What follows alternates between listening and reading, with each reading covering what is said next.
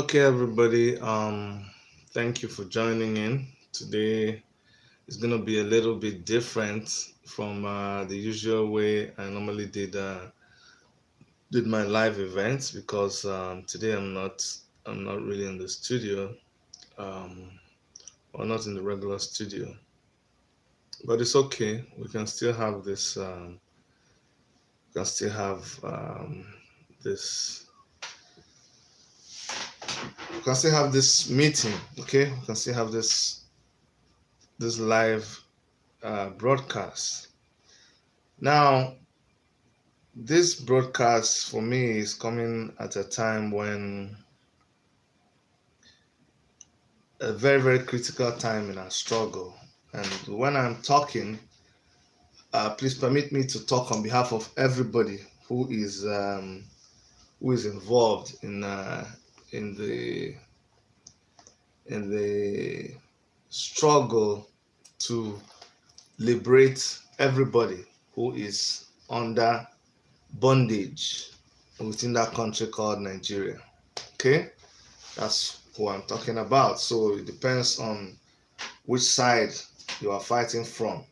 Okay, today is going to be really, really interactive, and I'm prepared to stay here for a long time. So I have uh, I have water that I'm going to be drinking, but I need it to be interactive. I need you to call in from wherever you are and um, and let us talk. Today, I want us to be real. I want us to talk to ourselves. I want us to be I don't want us to get too emotional. I want us to really, really talk to ourselves.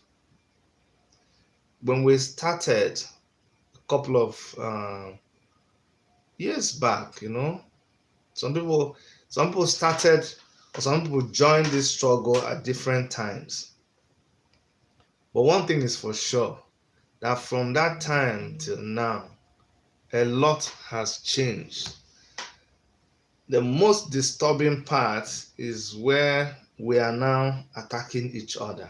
You know, we are now attacking each other. We are now um, telling on each other. We are now sabotaging each other. And that is not acceptable. It's not acceptable. So I want us to really, like, seriously talk to ourselves. I want us to seriously talk to ourselves. There is something that there's something that I want to I'm going to I'm going to um I know there's a football match going on today, and uh Super Eagles someone just sent me something. Super Eagles went to Benin Republic, you know on a boat, and the way they were just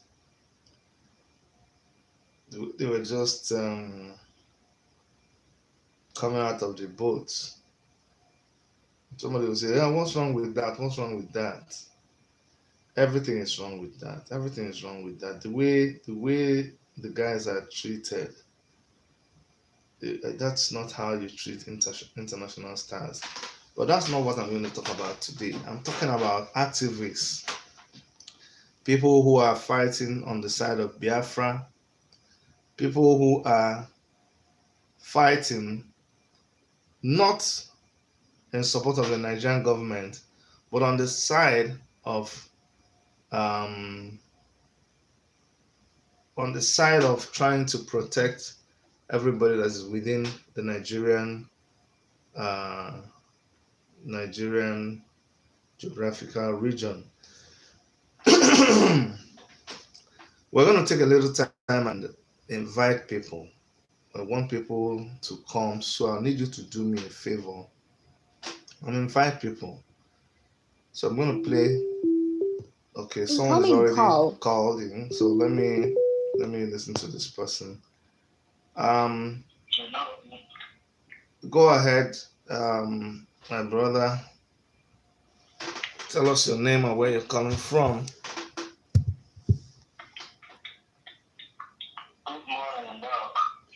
Good morning. This is Omar Mudimoriak in Kadima. Oh, wow. I'm actually on a live show. You want to call me after? Or you're calling into the show? Call me after. How is your family anyway? How is your family, man? My family is doing well. You call And me. Erica is fine. You call me right into a show. I'm on a live show. So you want to call me after? Okay. Please. Thank you very much. Thank you very much. But how can I call into the live show? Because I needed to contribute. Although you say you don't want us to get emotional. Because I'm already emotional. No. My brother, I didn't know you were watching the show. Go ahead. Everybody's hearing you. I watched it. It just pop up now that you're online, so that's fine. Oh no, go ahead. Go ahead and please speak. Go ahead. Yeah. God bless you for, taking up this call. Because I have to tell you that the problem that we have in Nigeria is too many to be counted. Mm-hmm. The problem we have in Nigeria is too many to be counted. The first problem I just want to is this problem of brother fighting against his brother. Yes. I listened to this broadcast on the 24th. I listened to this guy.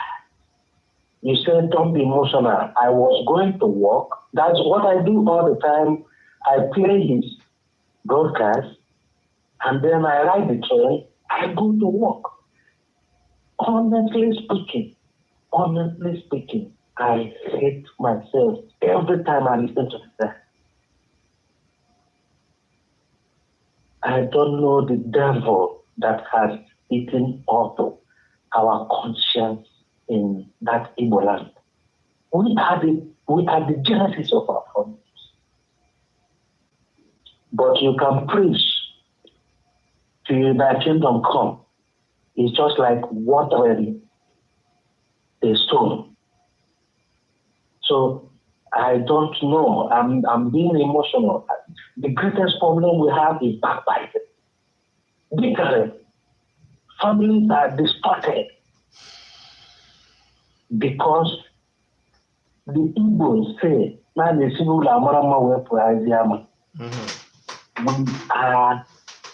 are so wicked. This is a self-inflicted injury. It started from the family in Igbo land. And the way things are going, I am not, as you have seen me, I am not afraid of dying. But the reason why I'm just trying to put this out for you that every day I meditate in my heart and I try to think which kind of spirit is in the Igbo people's heart. What kind of spirit do we have? Demonic. And yet we come out and say, hey, we love everybody. It's actually lie. Look at this guy sacrificing his family, sacrificing his life. Look at even you.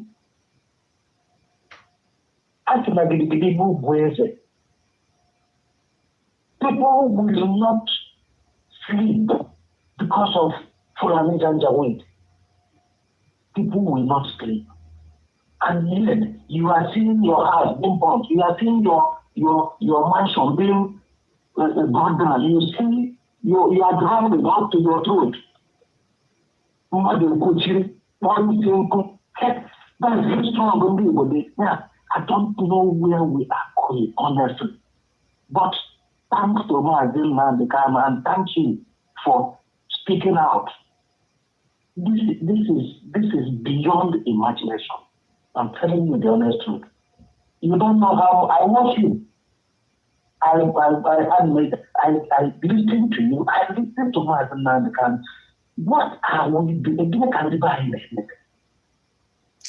Forget about these so-called governors. Hopeless or danger. We already know that they will have things rooting. Last time I saw one Ghana must go. Somebody posted something. Ghana must go bad, full of currency. What kind of demonic card do we have? So I'm just letting you know. I'm emotional, simple. It's okay, my brother. May God help you, and may God help my man because you have the courage to take the bull by the horn. May God strengthen you.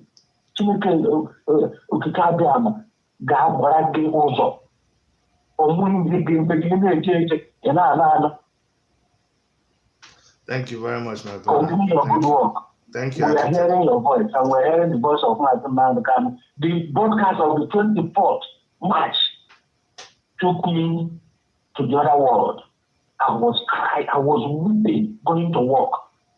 I went to work, I didn't even want to talk to anybody. Honestly. It's okay. What are we doing? What is wrong with us? Thank you so much. Thank you so much. So I'm sorry to sound like this. No, architect. Thank you so much. Thank you, my brother. Biko. Can I tell my sister Enugu? No problem. We'll talk later. Okay. This is your phone. I will call you later. Biko. No problem. Okay, man. Bye. Yeah. Can I have another caller?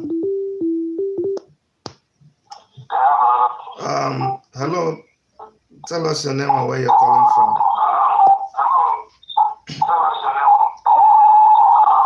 No. This person called and it was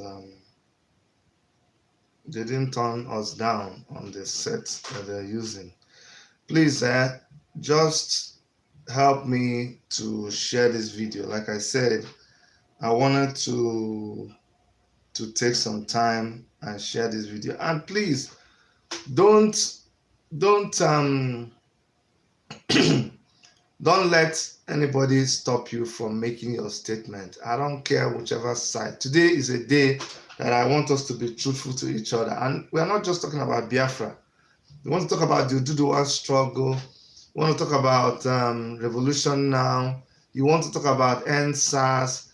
Just everybody that is involved in the work of activism in Nigeria. That is what we're talking about today.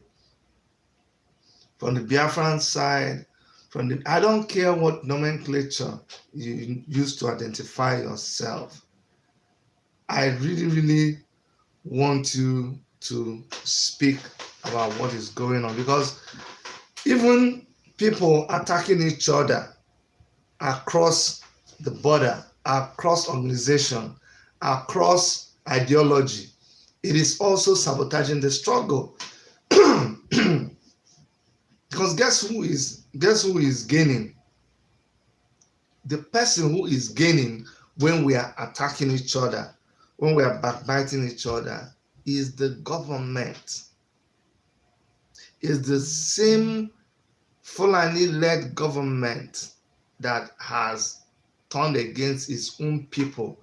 Those are the people that gain when we are attacking each other. Let me read something for you. I didn't want to read this now. I wanted to read it when we get to about 400 or 500 people, so that we're sure that a lot of people are watching. In fact, you know what? Let me hold on a little bit. I want some more people to hear, because what we're doing is we're preaching, and it is important when we are preaching that a lot of people, hear what we're preaching. So do me a favor, share this video. Just share this video. Let's get in as many people as possible. Let's just take that time to share this video. It is very, very, very important. There's something I want to read, and when you hear this thing that I'm going to read, if you're not emotional, then I don't, it's good to be emotional. Today I'm saying that we shouldn't be emotional. What I mean by we shouldn't be emotional is I want us to make room for anybody that comes to say anything. Even if they say something you don't agree with, let us hear them out. That's what I mean by not being emotional. But I need you to open your heart and let some things that you hear today minister to you. There is a statement, a text, a post that I saw that someone did. I'm going to read that. When I read it, you will understand what is happening to us. Not just Biafran people, but everybody who is everybody who is sabotaging the struggle, because people are sabotaging the struggle on all levels, from all directions, from everywhere. There is nobody right now who is a pain in the ass of the Nigerian government concerning wrong treatment of its citizens that is not receiving it hot right now. Anybody who is on the side of the people, anybody, get me that water, please. Thank you. Put it here. Anybody who is on the side of the people and they are okay. Thank you. Thank you, Kenny.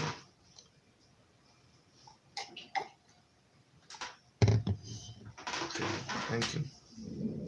So anybody who is on the side of the people and is causing problem for the government, honestly speaking, that person is receiving it hot right now. That person is being sabotaged. I am telling you, anybody that you see them, they are speaking against what the government of Nigeria is doing to its citizens. The government of Nigeria is fighting that person. I'm telling you, go and check it. If they are not fighting you, then that is an indication that go and check what you're doing. What you're doing, something is wrong with it. If nobody's disturbing you, if nobody's sabotaging what you're doing, then you know there is something wrong with what you're doing. So today, I really want us to talk about this our sabotaging tendency. I'm going to share the video around. Please, like I said before, do me a favor and share the video around too. Okay, when we share it, then we're able to invite as many people as possible. Then I will read this thing that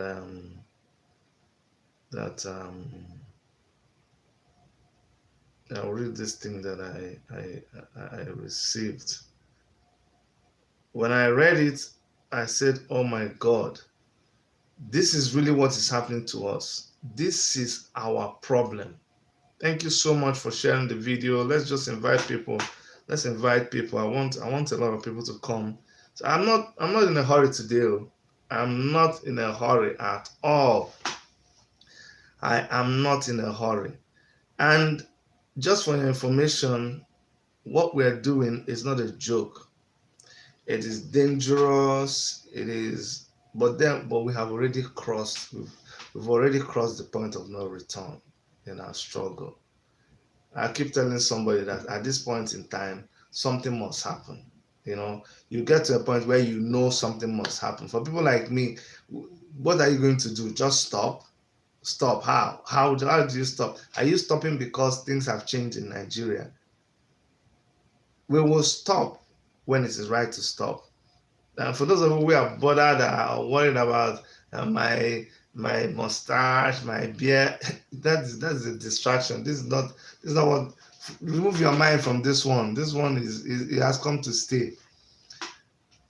Just to show you what we're sacrificing.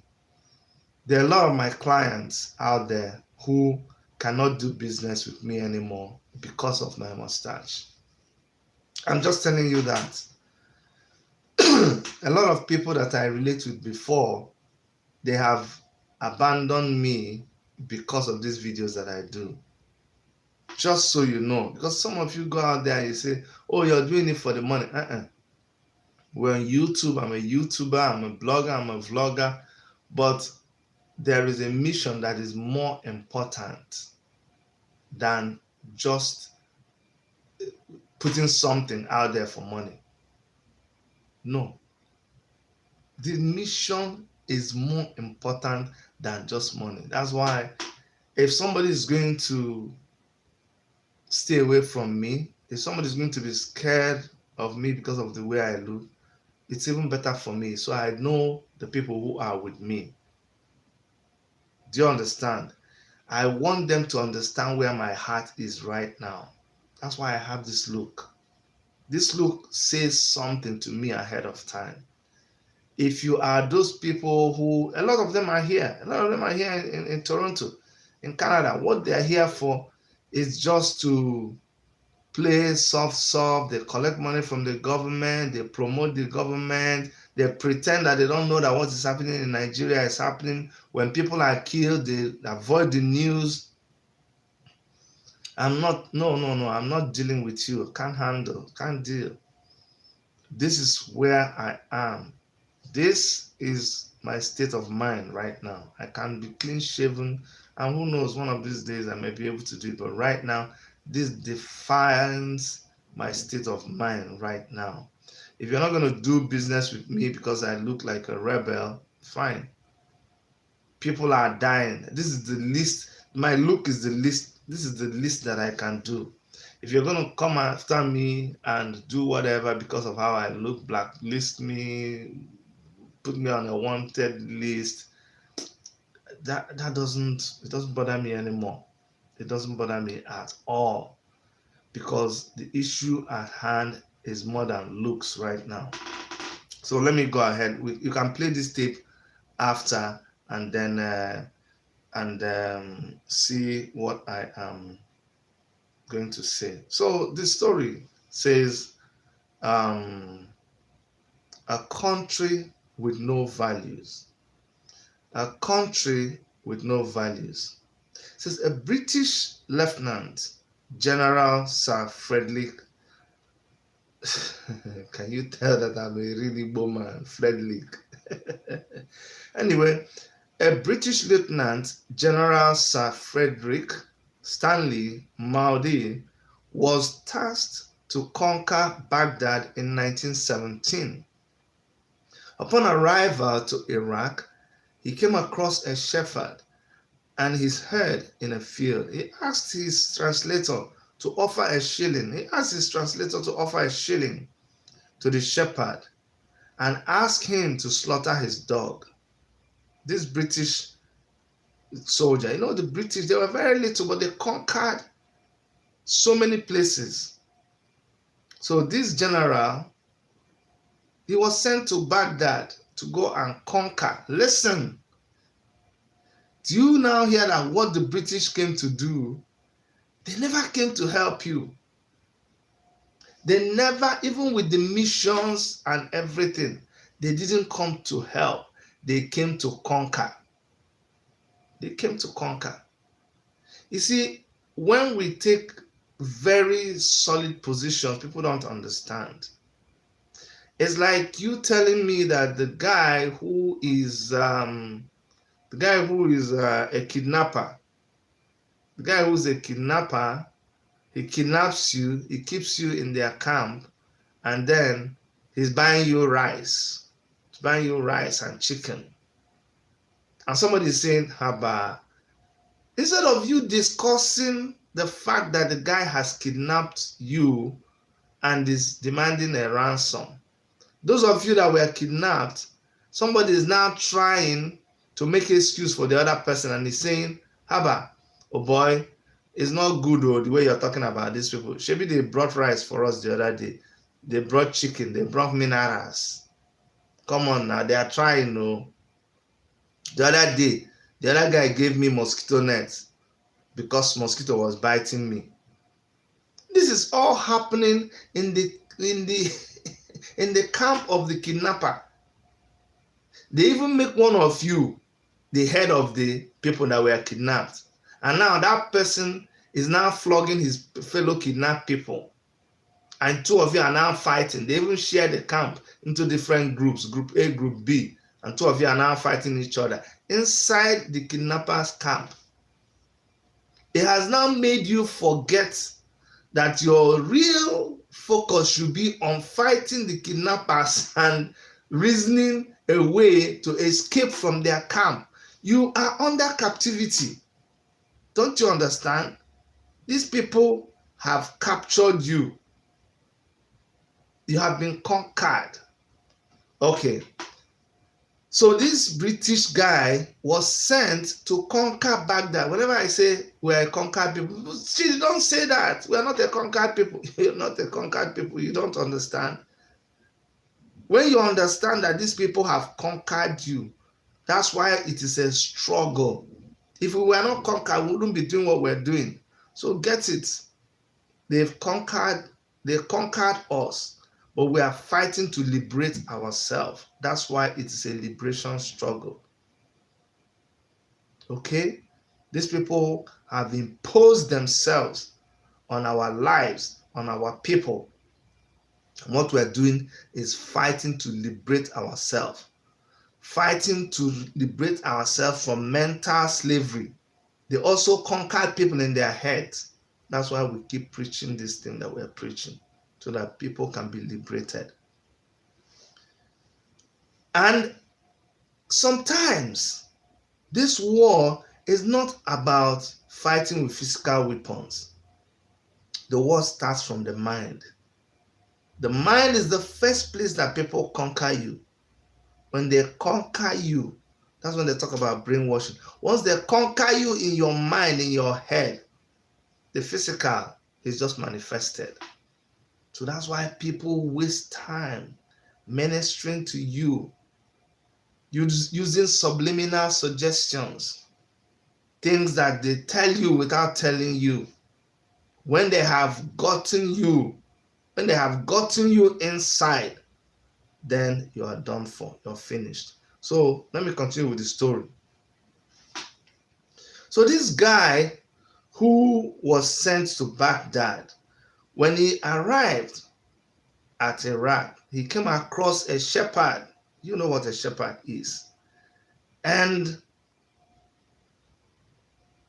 this guy had a head of cattle, and he asked his translator, who is the same tribe, who speaks the same language as the shepherd, he said, give him 1 shilling and ask him to slaughter his dog.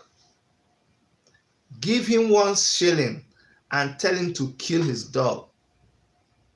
Now you must understand that a dog is very important. It's a very important companion to a shepherd. It is this dog that warns him of all impending dangers and guards. No. It is this dog that warns the shepherd of all impending dangers, and it guards the herd from wolves and thieves. But at that time, with a shilling, one could buy half a herd. I need you to listen to this story. This is what I'm going to be dealing with throughout this my broadcast.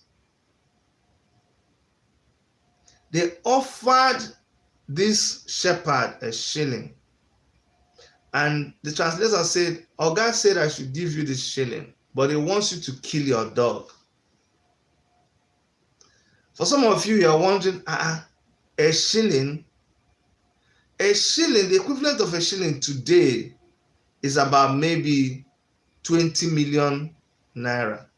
Something like that. Let's just say it's 20 million naira. Or even 100 million naira. So you can imagine all those Fulani herdsmen with all their cows. Somebody says, come on, I'll offer you 100 million to just kill your dog. Now, if you understand the importance of a dog to the shepherd or to the cowboy or to the cattle rearer, you watch those shepherd's dogs. They are the ones that run around. They head the cat. You see them on TV now. Very, very important. It is that shepherd dog that warns the shepherd about danger. Does this sound like those people who are activists, those people who are in the struggle, always warning you, always telling you about what is going on? It is this shepherd dog that it warns the whole herd about wolves and thieves. It barks in the night. It does a lot of job for this shepherd. But that 100 million can buy him half of his whole herd. So you see how big that money is. And they asked him, we'll give you that money, but what we want you to do is to kill your dog. They were testing the man. They tested him. So what did the man do? The shepherd agreed to the deal. He grabbed his dog and he slaughtered it at the feet of the general. This shepherd was offered money. He took the money and he slaughtered his dog. He slaughtered his dog. Do you know this is the same dog that he saw being born in his household? This dog is like his child. He was willing to slaughter this dog because he was given money. You know, today we're talking about saboteurs, people who are sabotaging the struggle. And I mean, when I say saboteurs, I don't just mean it casually. You just call everybody saboteur. No, that's not. You have even called me saboteur. That's not what I'm talking about. I'm talking about people who sabotage the struggle, sometimes unknowingly. That's why I'm addressing you today. Today, I'm not quarreling with you. Today, I'm appealing to you. I want to speak to you to understand what you're doing, because you may not even know what you're doing. When I watched those guys in the front of British Embassy asking that Kanu should be extradited, my heart just fell. But you see, today, I'm not about just calling you names. That's why I say it's not about being emotional. Today is about reasoning with. If you have a better argument, if you have a better defense, at the end of the day, call me. Call me on the line. You see the line on your screen. When I finish this story, you can call me and bring up your argument. And so, this shepherd grabbed his dog and he slaughtered it at the feet of the general. Now this General Maudi, a British man, he said to the shepherd, I will give you another additional shilling to skin the dog. Mind you, he has gotten money that is big enough to buy half of his cattle when he killed the dog. I mean, you're wondering, what is so important about this dog to this British general that he is asking the man? He didn't ask him to kill his brother yet. He didn't ask him to kill his sister. He just asked him to kill his dog. When he killed his dog, he now told him, I will give you another shilling. Now, that other shilling is enough to buy up his whole head. If you can bend down that dog because sometimes it's easy to just do something and turn away from it. But he wanted to understand how far the man was willing to go. He said, skin the dog. Skin the dog. I will give you another shilling. The shepherd took the shilling and the shepherd took the shilling and he skinned the dog. Then the general offered the third shilling for him to cut the dog into quarters. Carlo Okpara, thank you so much for your donation of $20. Thank you so much. The general told this guy, I will give you more money if you can cut. You see, I had a very big dog. Those of you that knew me, He have a very big German Shepherd. His name was Rocky. Please hold on with the call. I'll take the calls later. Let me finish what I'm saying. This German Shepherd, Rocky, when this dog died, I cried. I cried like a baby. And you heard my friend that called a while ago, Architect Jumarako. When he called, he said hard nuts. That's what people used to call me in school, MC Hard Nuts. And they saw me as a very tough person. But what they didn't know is that something like my dog will bring me to tears. Somebody like Mazi Nnamdi Kanu, when he was talking about when they attacked him and they killed his dog, a lot of people went haywire on the internet. They say this man is not emotional, this man is stupid, they killed people and he's talking about his dog.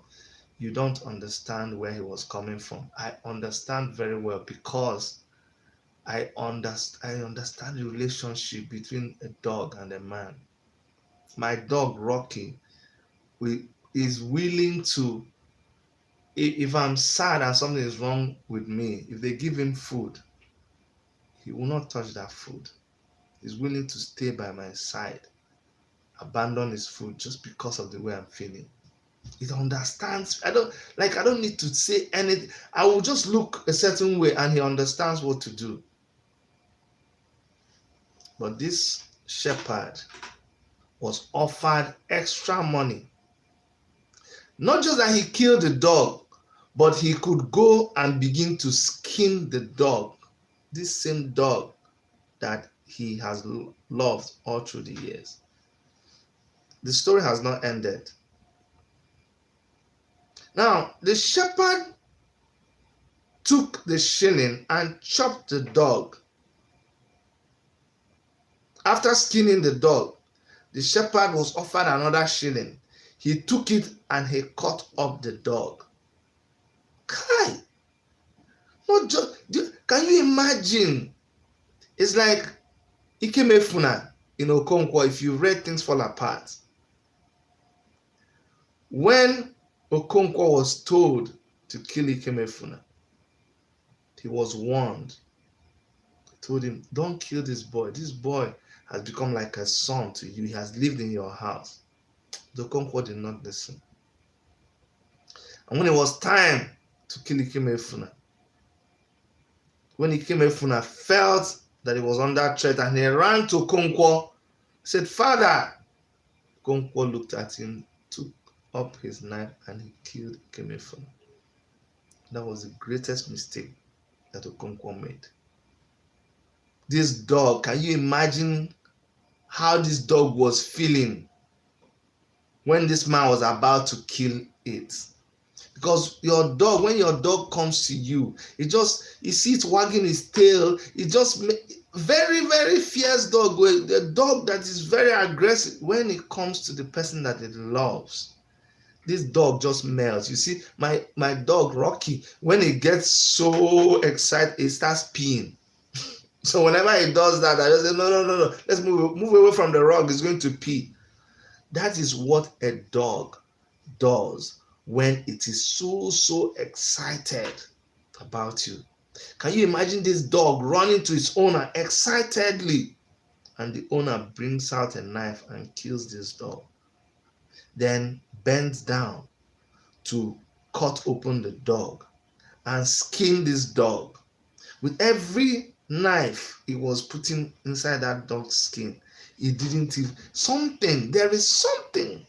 The money he took has already deadened him. Not just that he skinned the dog, he went ahead to cut this dog into pieces because they had paid him 3 times.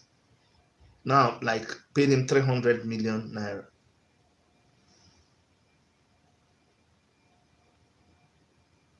Now, the shepherd told the general that for a 4th shilling, I will eat this dog.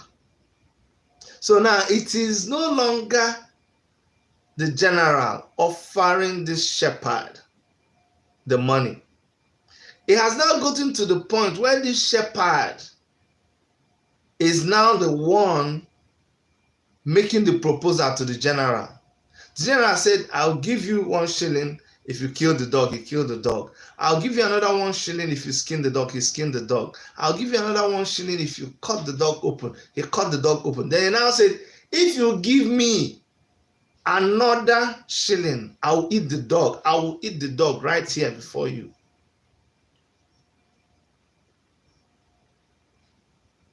So at this point, when he said he will eat the dog, when the general now has gotten to the point he wanted to get to. So when he said, if you offer me, I will eat the dog, the general now answered him, I wanted to learn about your values in this country. Yeah, I said, hold on. Do you know why I gave you all that money and told you to kill something that is supposed to be your best friend? Remember, this general came to conquer the people of Baghdad. So at the point when this shepherd said, I will eat the dog if you give me more money, the general said, now I have gotten what I wanted. Do you know why I was giving you all that money? I wanted to understand your value. I wanted to understand the way you think.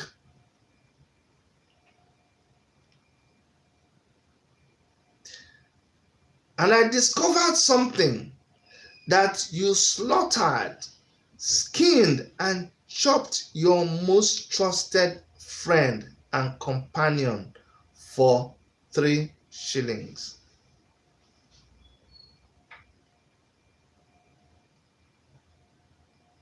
Did you hear that? I'm going to read it again. The general said, I wanted to learn about your values in this country, and I discovered that you slaughtered, you skinned, and you chopped your most trusted friend and companion for 3 shillings.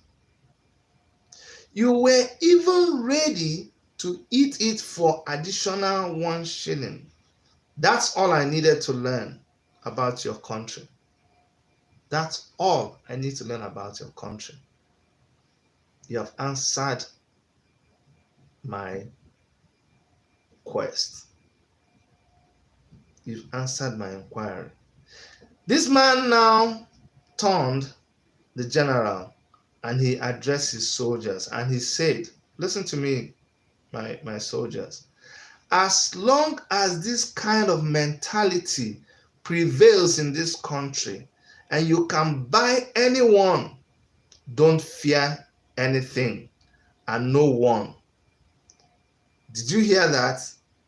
That as long as this kind of mentality prevails in this country and you can buy anyone, then please don't fear anything and don't fear anyone. Since that time until our days in that part of the world, officials have sold their countries, their people, their friends, their honor, and their principles for a house in Europe and a bank account in Switzerland. And are you any different from that shepherd? That's the question. That is the question I'm asking you now. That's the question we're asking ourselves. We've left the general. Since the time of that general till now, in that part of the world, and certainly in the part of the world where we come from, does it sound like a place you know, where officials have sold their countries, they have sold their people, they have sold their friends, their honor, and their principles for a house in Europe, a bank account in Switzerland? Are we any different from that shepherd? Remember that shepherd that killed his dog? Are our shepherds in Nigeria different from shepherds in Baghdad, in Iraq, and other parts of the corrupt and selfish world? So let us change the face of our countries and our values and our ways. Now you can call. That's my story. The shepherd and his dog. That's where we find ourselves today, where fellow comrades are selling out their fellow comrades who are involved in the same struggle. You're selling them for a plot of land. You're selling them for how much in your bank account. What did they promise you? What did they promise you that made you boldly sell your fellow comrade? What is that? Why? I made a video and I was saying, those people that went to protest in front of the British embassy. So if peradventure you hear that they arrested Nnamdi Kanu and they brought him to Nigeria and they tried him and they found him guilty and then they killed him. Call. Will you be happy? Go ahead, tell us your name and where you're calling from, my brother. Dr. Chede, good afternoon from here. Good afternoon, sir. Thank you very much, Chede. You're doing a wonderful job. It's your brother Oguchukwu from London. Yes, Oguchukwu, go ahead. I appreciate you so much. Chede, you see, if they like, let them go to Otenda Market and protest. We don't give a shit. Mazen Nnamdi Kanu is a time bomb to Nigeria. And Lai Mohammed, you understand it very well. You see, any day, even British government, touch Mazen Nnamdi Kanu, they will tell themselves no. We don't need to. We are not bragging. If Nnamdi Kanu is a time bomb and nobody will touch him, and they know that, you see, anybody want to, you see, Chedi, the thing is, the reason why we call to let people understand what is going on, it's not because we just want to call. We just want to call to alert some level ones to understand what we are doing. If not, we can just keep quiet and watch everybody do what they want to do. You see that boy that went there to protest is the same boy. You'll be seeing his video. He's called the one that was stealing from our people. He's called General Mamel, or what they call that idiot. He was the one who opened BSM, Biafra military. We never know that this guy was a scammer. And what he was looking for, he didn't get it. Now he turned around. There's a picture. Let people send you where he was pleading for, where he was asking Mazen Nnamdi Kanu for forgiveness. Go to this our brother Methusedek, the last video. You will see him. You will see how he table it there. These are the things our people always do to themselves. But at the end of the day, we'll be asking who do this to us. So we contribute 75% of our problem. At this point in time, these people never went to British government to ask British government, why is your silence for the raping of Fulani herdsmen carrying AK-47, killing innocent women in their farm, raping them? Why? People, there's a question. You know why? Because the Western world know that Nigerians are useless, are cowards. Because you can tell me at this moment now, you will see an Afghanistan man come here now and rape a British woman in his farm, and you want the British government to keep quiet? No, they will never keep quiet. But in our own land, not Fulani is a stranger in Nigeria. When we are talking, the people that the British amalgamate is Hausa, Yoruba, and the Igbos. So these are the people that is in their documents that they amalgamate, not Fulani. Fulani came from where they came. I saw this Buhari article, them, all these people that are ruling us now, they are not Nigeria. That is the worst part of the thing. They are not Nigeria. If they are Nigeria, then I will be saying, okay, why do they want to destroy the country that they belong to them? Because it does not belong to them. They can destroy it. That is why, why do you think the people ruling now in the name of Buhari are building railway from Katsina to What concerns Nigeria to Niger? These are the things we want people to understand. What concerns the video refinery in Niger? This is the answer. When people begin to ask themselves these questions, why is Nigeria, this present regime, building railway from Niger to from Daura to Niger? They think we are stupid. We are not stupid. The only thing is because people are saying, come together, come together. Do you want to come together with foolish people, foolish, useless elders? Look at somebody like Obion Onocha. Obion Onocha is a paramount ruler in Igbo land. Who knows the crack? Who knows what is the left and the right? Obion Onocha was there when his wife, his daughters were butchered in the farm. Obion Onocha, I never seen him utter the word for one day. Come out and even condemn it. Why is Fulani killing his people in his farm? But you and I know that when Buhari was alive, there's a time he went to Yoruba land and asked them, why are you killing my people? Buhari did it. But Obion Onocha was there, watch his own people being butchered. He never said anything. What he would go now and the fraud lady taking money from the Fulani and float up security, thinking that we don't know. Not security with that gun. ESN will burn them alive. I am telling you, what we are saying now. Anything we do now, we clear responsible. We don't pass the left where we say we'll be fighting wars. We don't fight wars because these people want to kill us all. They want to exterminate us.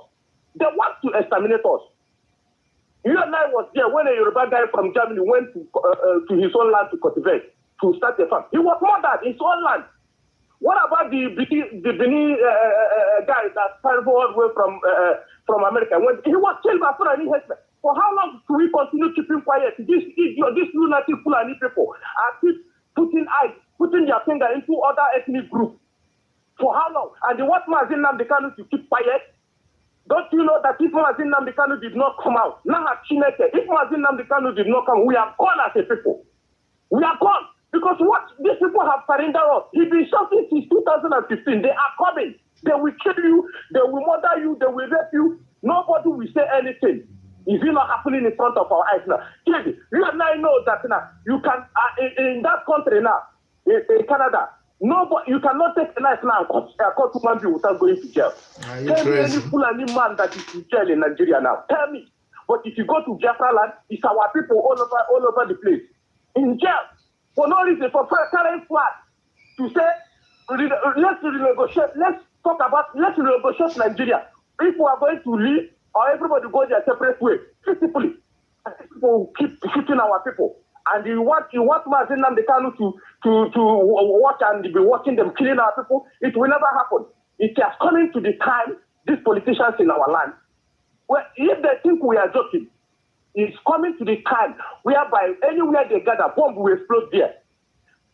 I think they call Mazin Nnamdi Kanu all sort of name. He's a Rabu Raza. He's an online fighter. He's this, that. He's brought up ESN. And now, nobody knows the next one that is coming. Nigeria wants to go to war. Let nobody deceive you. And this time around, Fulani will understand that it's not 1967. Britain will run. Because now the whole world is watching. Ask yourself, why is the world keeping quiet in this atrocious genocide that is happening in Nigeria? Look at the whole sitting governor, Autumn, escape death in his own farm, explaining that he ran about 1.something kilometers. He escaped death from Fulani, and they come out and claim responsibility. The Fulani movement, they must surely kill him. That their target is to capture him and gradually kill him so that he can feel the death. They said it, and nobody was arrested. Nobody was arrested. Nobody, DSS never go for anybody. A whole governor. Okay, you think about an ordinary woman, ordinary man, ordinary individual that went to his own farm. Think of what was this man with the every security guiding him. They chased him to kill him. He luckily escaped. Okay, think about innocent people that don't have safety following them. Can't you see that place is gone? Buhari made it clear. It's a record that an attack to Boko Haram is attack to the north. That by the grace of God, he will never stop until he makes sure that Islam take over Nigeria. I am not quoting what Buhari did not quote. This is what Buhari is a record. If you want, I will send it to your WhatsApp. You will see. It's okay, my brother. When he was alive. It's okay. Thank you so much. For how long Thank are we you. going to keep quiet? People are going to protest. The same guy that went to protest against Mazin Namdekan was the same guy that was ranting in Turkey. He started to be doing the human trafficking he was doing. He thinks he wants to use IPOB to make money. He bring himself to go and sue IPOB, and he was deported by the Nigerian Turkish government. He was here confusing people online. I have four attorneys guys contribute. Now it's somewhere in Babyladadia hiding. He never went back to home, to where he come from in Imo State. These are the idiots who was telling us we should start from our local government first. Now, since he went to the zoo, I was waiting for him to go to the local government and ask the local government chairman, why is this school? There is no roof. Why is these children why is these children, there is no roof on their head? They are schooling outside. Why? He never do that. You know what they were doing? They want to get recognition, so maybe media will interview them, or they will get sponsored. But little did they know that. But to stop here, little did this idiot to know that Moshood Abiola, may he so rest in peace. He won an election and Fulani killed him. He's a Yoruba man, a Muslim man. He won pure election, but Fulani killed him. How much more this reflect, this idiot? Thank you so much, my brother. Let's give other people. Don't worry. Let's give other people a chance to talk. Yes, thank you very much. Thank you, my brother. Thank you. Whoa, you see, that's what today is all about. I just want us to talk to ourselves. If you just joined in, then you should go back and listen to. By the way, Alex So Media, thank you so much for coming live on our show today, guys. Alex O Media, I've been trying to advertise him. I told him I would advertise him, so that's what I'm doing right now. So everybody help to subscribe to Alex O Media. But the serious thing we are talking about today is why all this sabotage? Why all this sabotage? Let me tell you something. Because the people who are facing, those of you who are facing, those of us who are in this struggle, how long ago, this is today's paper, did you hear that 39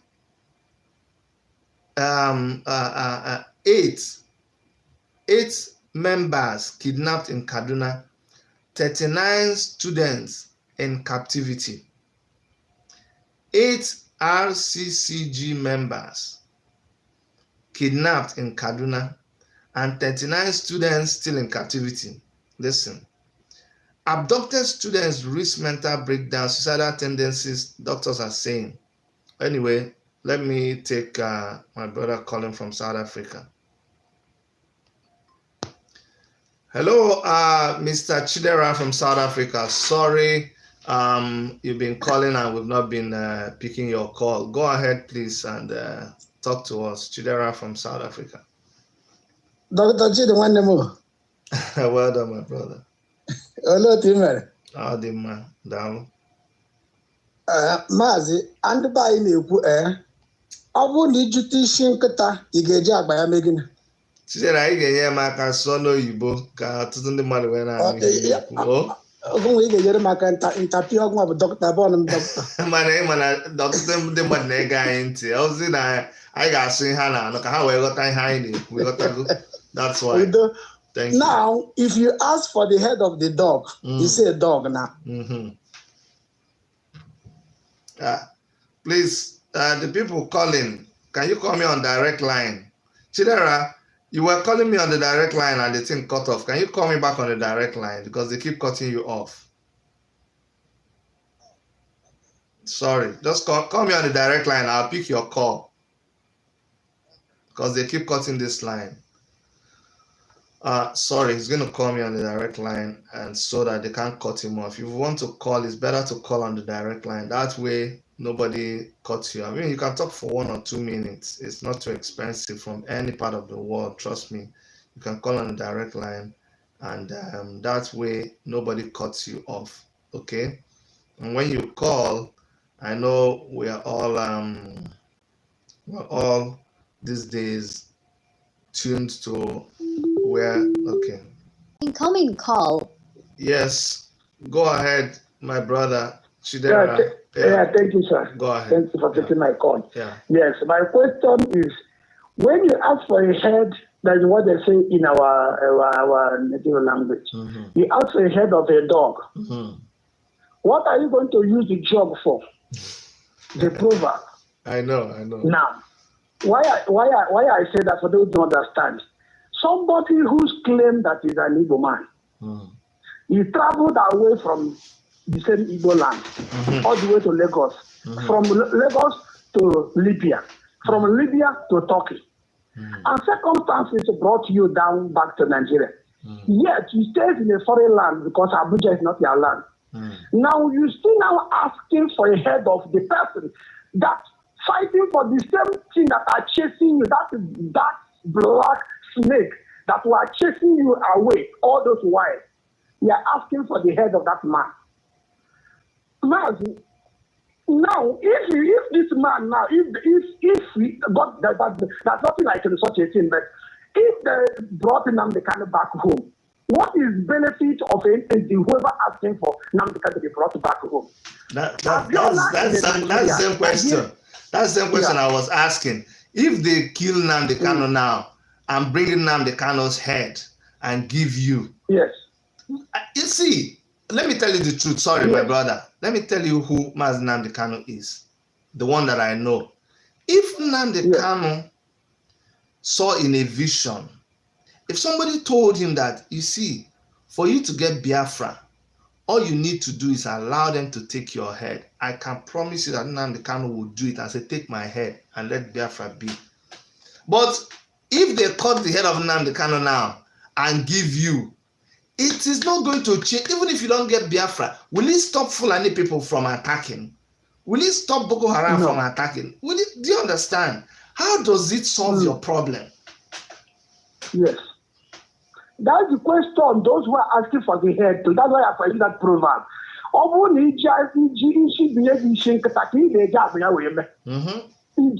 they should be listening to this and give us reason. Whoever sending him, I don't care who is patrolling him, that guy is so useless. That dog used as a reference was even more better than him in any way.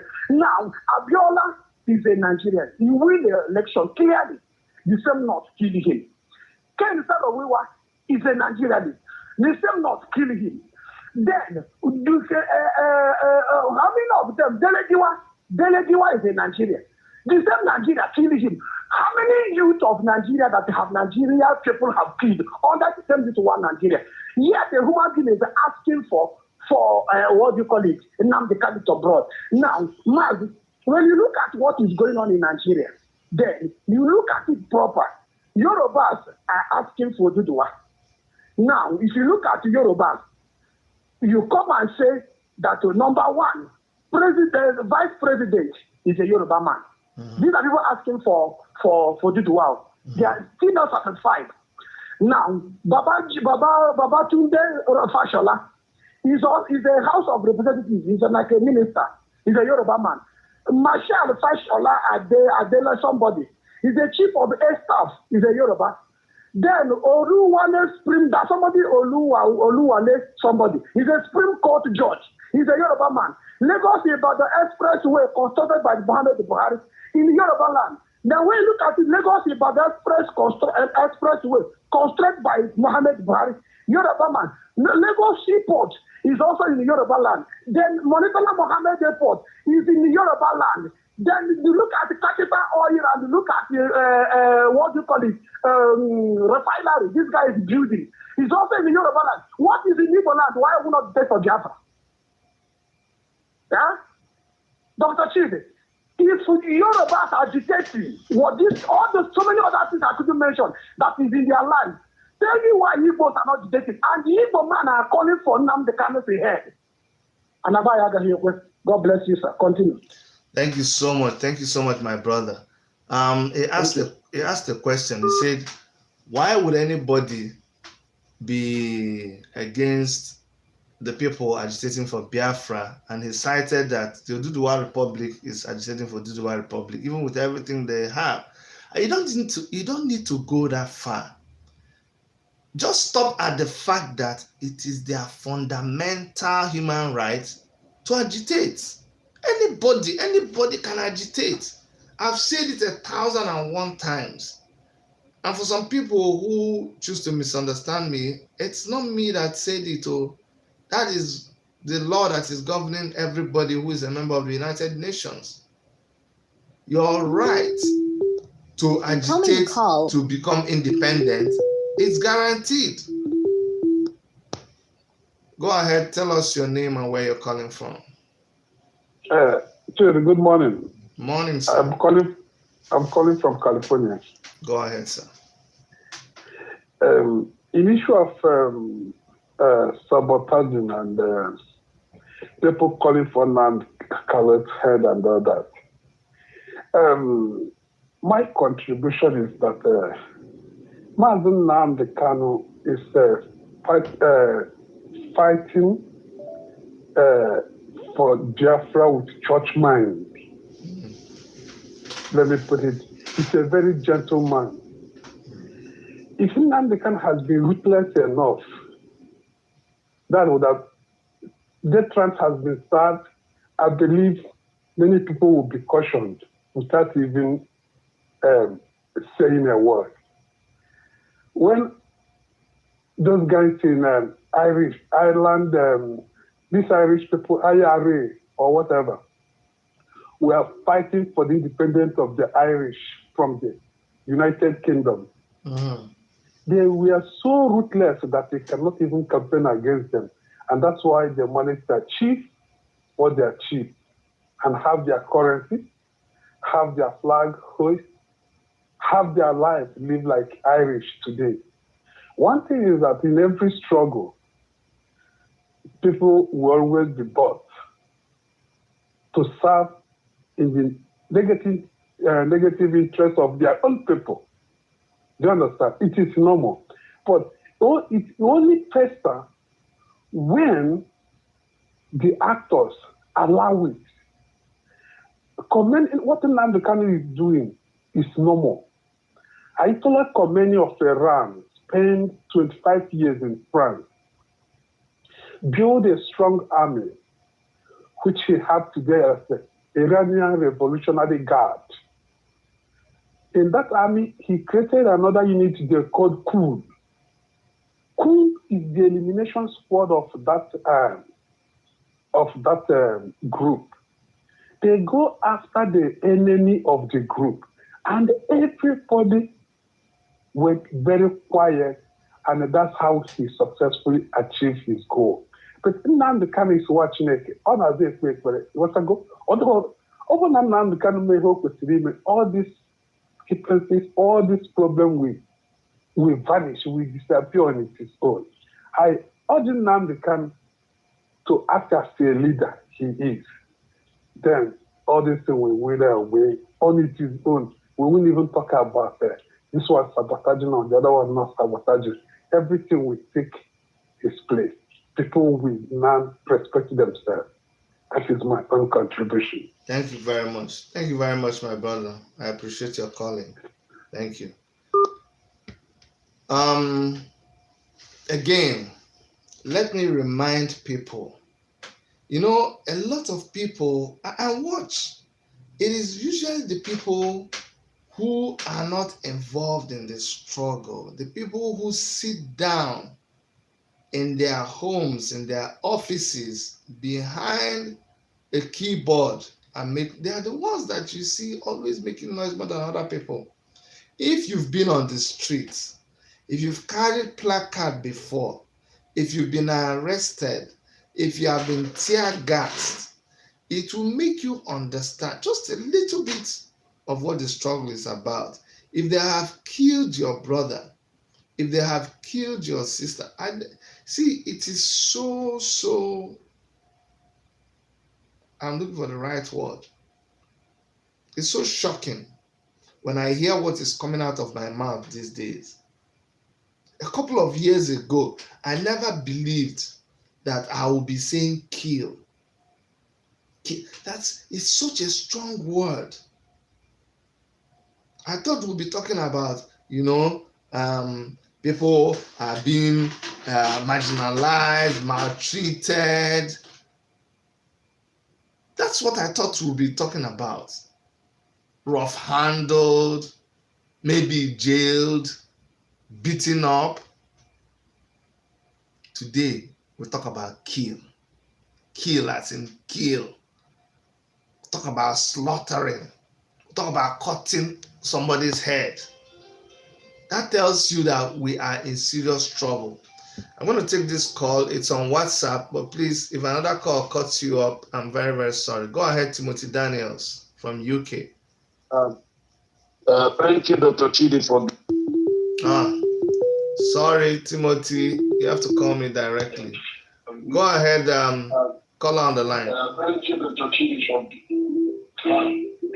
Sorry, Timothy. You have to call me directly. The caller from Germany, you need to turn me off. Turn off where you're listening to us now. Hello? Yes, you need to turn me off on your TV or somewhere.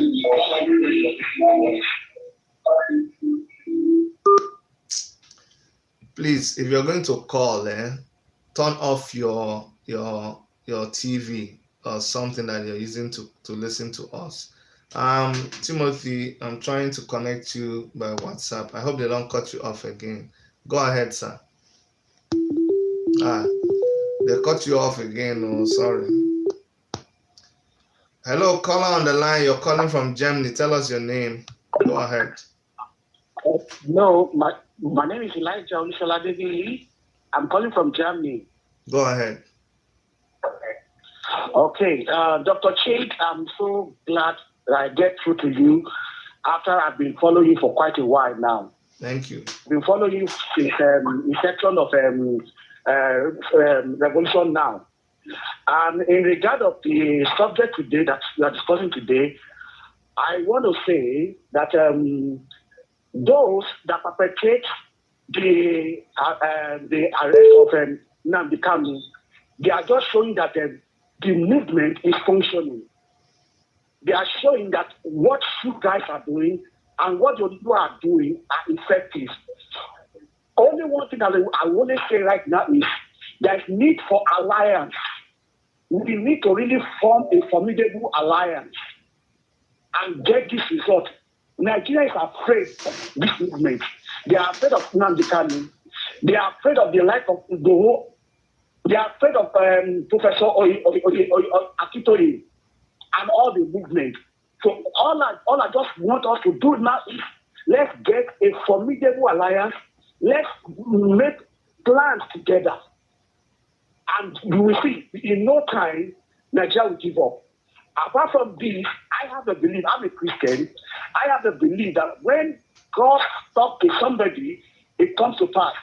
Dr. Benin, about 2 years ago, in his crusade, he announced that the power of Fulani over Nigeria will be destroyed comes the year 2023. He said there will be bloodshed from 2020. And if part A has happened, then definitely part B will happen. That's how I believe. So if we have this kind of information, then we need to work towards it. Because every vision that's planned and work for will have the result. So this is my contribution. Please, let Dr. Chief, just like you did, you succeeded in aligning Sowore and Nnamdi together. I watch you live then. As you did, please, you can still go ahead. Get in touch. Let us get together and make alliance, and we will get the result. God will help you. Thank you so much. Thank you very, very much. I appreciate your calling. Okay.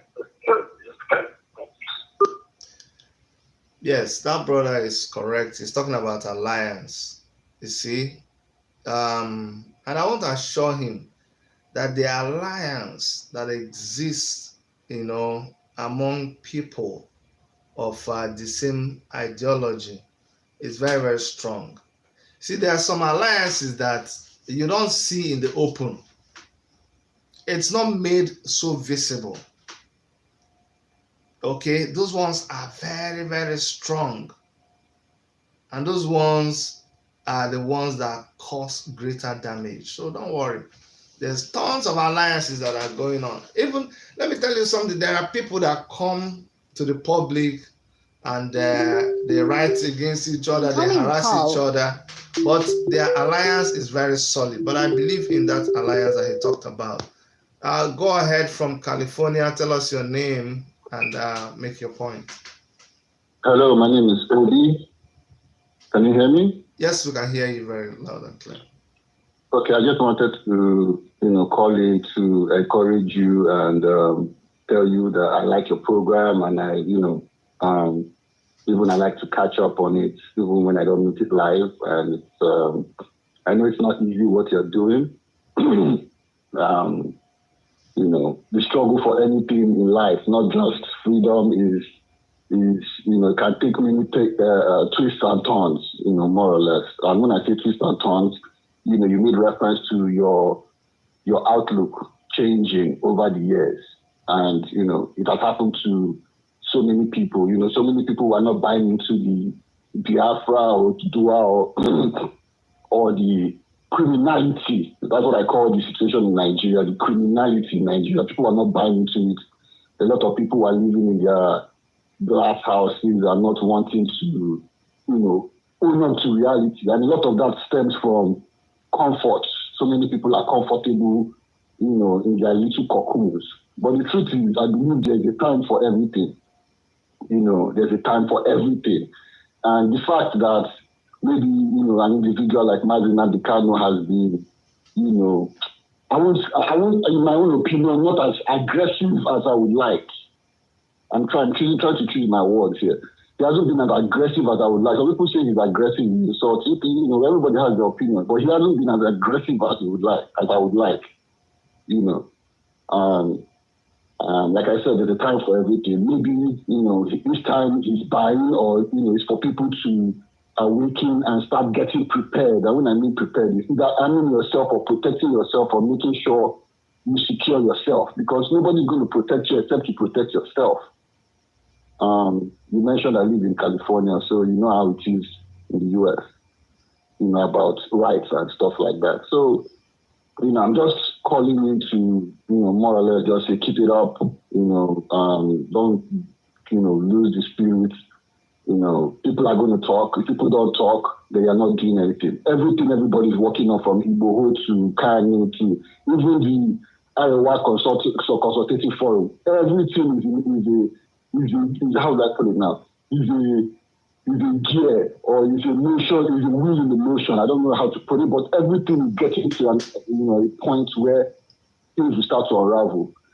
And there's this prophecy that, I don't like talking about prophecy, but there's this thing I heard or I saw somewhere where a preacher was talking about Nnamdi Kanu as a small puppy. I keep remembering that when Nnamdi Kanu turns into a lion, in reference to what the other caller talked about, the Irish people. When this thing turns to a full-blooded action, people should have been preparing from now. That's all I have to say, sir. Thank you very much. Thank you very much. Thank you very much, my brother. I appreciate your calling. Thank you very much. Okay. Now, I was going to say that people forget that this is a struggle. This is a revolutionary struggle. And this is not, you want people in a struggle for liberation. This is a liberation struggle. And you want them to act like people who are in a summer party. It doesn't work that way. It does not work that way.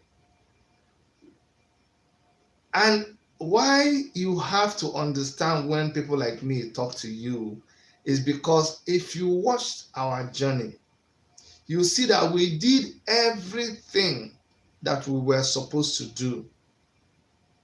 We were regular people.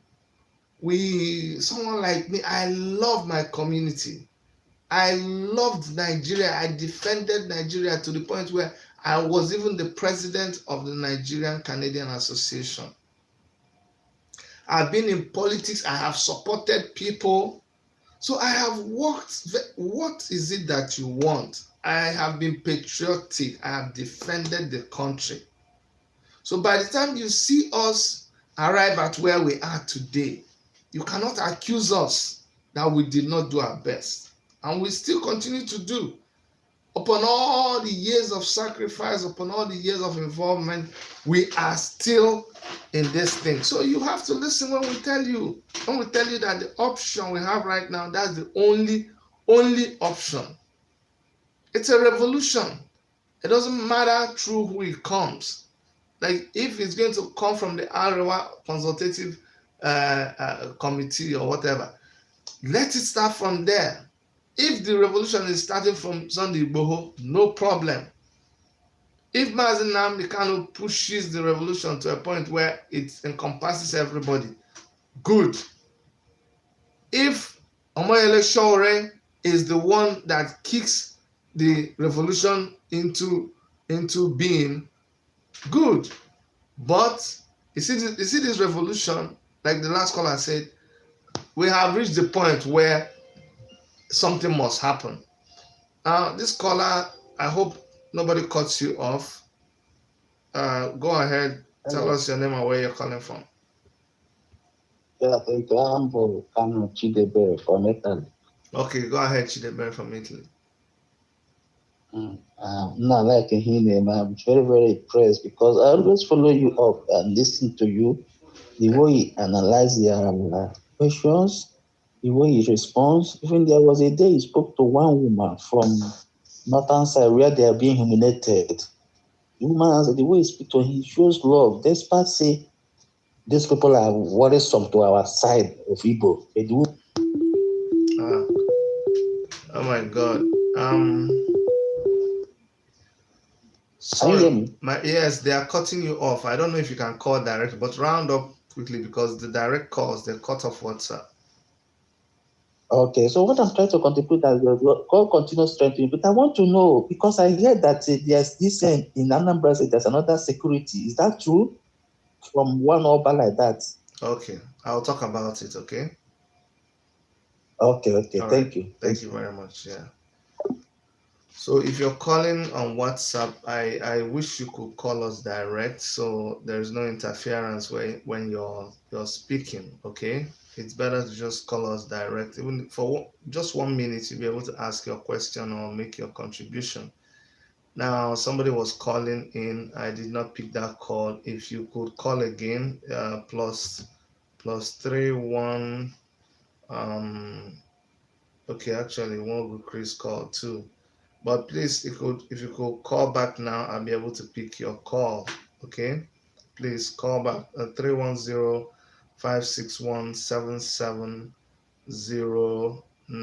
If you can call back, I'll be able to pick your call. Sorry that I could not pick your call. And Mogu Chris too, you were calling. You may call back. I was talking about Vigilante group in Onitsha. Listen, somebody called a while because today it's about you, our listeners and our subscribers and our supporters. We want to get a feedback from you. So somebody called, maybe the last two callers, and he was talking about that in the struggle there are twists and there are turns.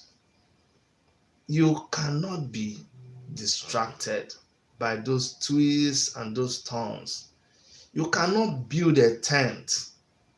Something happened, something was said, and then you just build a tent over it and you don't want to move on. You don't do that. Whatever Mazi Nnamdi Kanu said about the Obi of Onitsha, he has made that statement and he has moved on. Some people have also reacted. Now, sometimes things need to play out.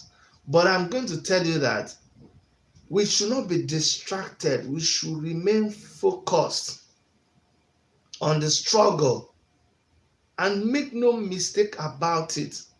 Everybody who is involved in the struggle, they are not going to say or do what you like every single day. But you must guard yourself against what you hear and the kind of reactions that you are involved in. You can't derail a whole ideology or a whole mission over something that was said or not said. So I don't want us to dwell on that so much. There have been, what do you call them? There have been vigilante groups all over the place. Even in my village, I pay money. I contribute to the vigilante group in my village through a WhatsApp group. But does it mean we don't support ESN? No. We welcome ESN.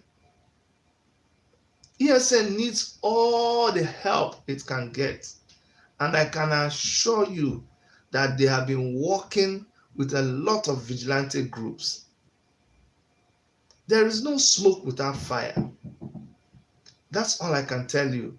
But I don't want us to dwell so much on what he said, what he didn't say. There was a counter letter from the group that called itself, I think, Onitsha Elders or Anambra Elders.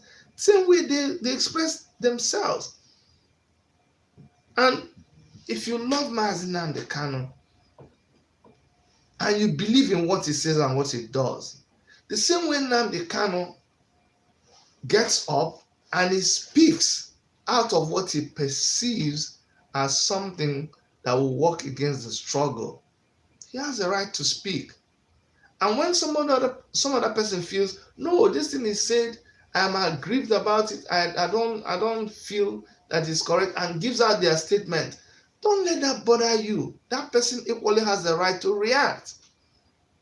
Then after these two things has happened, all you need to learn to do is give time. There is nothing that unravels and sorts everybody out like time. Time is the thing that places everybody where they are supposed to be. Somebody will come out today and say, I have an organization. Our organization is this, we will do that. Give them time. Come back a couple of months later and let us ask the person about that organization. Ask them about their structure. Ask them, is anybody even harassing them? You know, some people come and they are begging. They are begging for government to harass them. They are begging for people to see. I don't want to hear anybody. But did you hear what Lai Mohammed said about some people? The same people that you are attacking them, cursing them, telling them they are foolish. The person turns around and he says, they tell him, look, that person is cursing you. That person is saying that they will kill you. That person looks at that person and he says, I beg, call another name. Don't mind those people. That tells you the difference between somebody and another person. Honestly speaking, you don't need to bother you. Those ones they're bad. People can throw banters now. People can throw banters. People can quarrel. That's what I don't like. So every time they say quarrel, we start talking about the quarrel. Let's talk about issues now. No, it is not the quarrel. So what? So you think Nnamdi Kanu is going to like me every time? No. Haven't you noticed? The same Sahara reporters, Nnamdi Kanu will show you a clip from Sahara reporters on his channel. He will say, look what Sahara reporters say though. The same Nnamdi Kanu will turn around and say, can you imagine? Sahara reporters wrote this thing. They are very stupid. How can they say that it's alleged? Didn't they see that it happened? The same Sahara reporters. Truth is true. The thing is, some people don't know how to handle the truth. Do you understand? Nnamdi Kanu said the way he felt. He just said that is how he felt. That is, and some people are saying he should come and apologize. Somebody, so if Nnamdi, oh my God, even Nnamdi Kanu starts apologizing about everything, single thing he says. And you see, for all the people that I support and places that I belong to, a lot of people don't understand. And even though they don't understand, a lot of them don't even support me. And I appreciate your support, but you have to understand that we all have to live our lives and we all have to be responsible for what we do and what we say. When you see me clicking with a group, when you see me promoting or speaking or supporting, a person, an individual. I am doing that for myself. I'm doing that because tomorrow, if you call me, I will answer. Do you understand? There's an Igbo proverb that says, "Ọ na-adị mma iji iri awọ, ga-erie nke gbara agba. Akpọ gị ori awọ, gị lechaa ya, ga-aza." What does it mean? If you're going to chop a frog, you already know that they're going to accuse you for chopping the frog. Make sure you chop a big one. At least you will to belleful you. Because whether it is the leg of the frog that you ate, they are still going to say that they caught you eating frog. Is it not so? Is it not so? So when you do it, stand by it. As long as you have found conviction in that thing you're standing behind, stand behind it. And let me teach you something, you must not talk. If you don't want to belong, if you don't want to be seen, just keep quiet. Allow time to sort things out. If you are the kind of person who is expecting to hear good, you fail. If you're the kind of person that is expecting that especially in this, do you understand the kind of emotions that run through people? Somebody just witnessed the killing of their comrades. Somebody just witnessed the beheading of somebody, and you're coming to tell them how they should talk and how they should not talk. You think that is the thing that is going on in their head? No, that means you don't understand. You think that is what they are thinking about. They are thinking about what they will say to impress you. No, if you are looking for where somebody can entertain you, go and listen to you see, that's the problem. If you cannot stand the heat, what do they say? Stay out of the kitchen. I'm not the kind of, I don't like people who apologize every time. Honestly, you see, that's why I respect people like Shore and Nnamdi Kanu. When you have become, I don't want to use the word rebel, but yes, that's really what it is. When you have become a rebel leader, because we are all rebels now. Can I tell you why? Somebody says, you see, they were asking Shawari the other day, but why you stop all this spraying that you're spraying? You are spraying things on the road.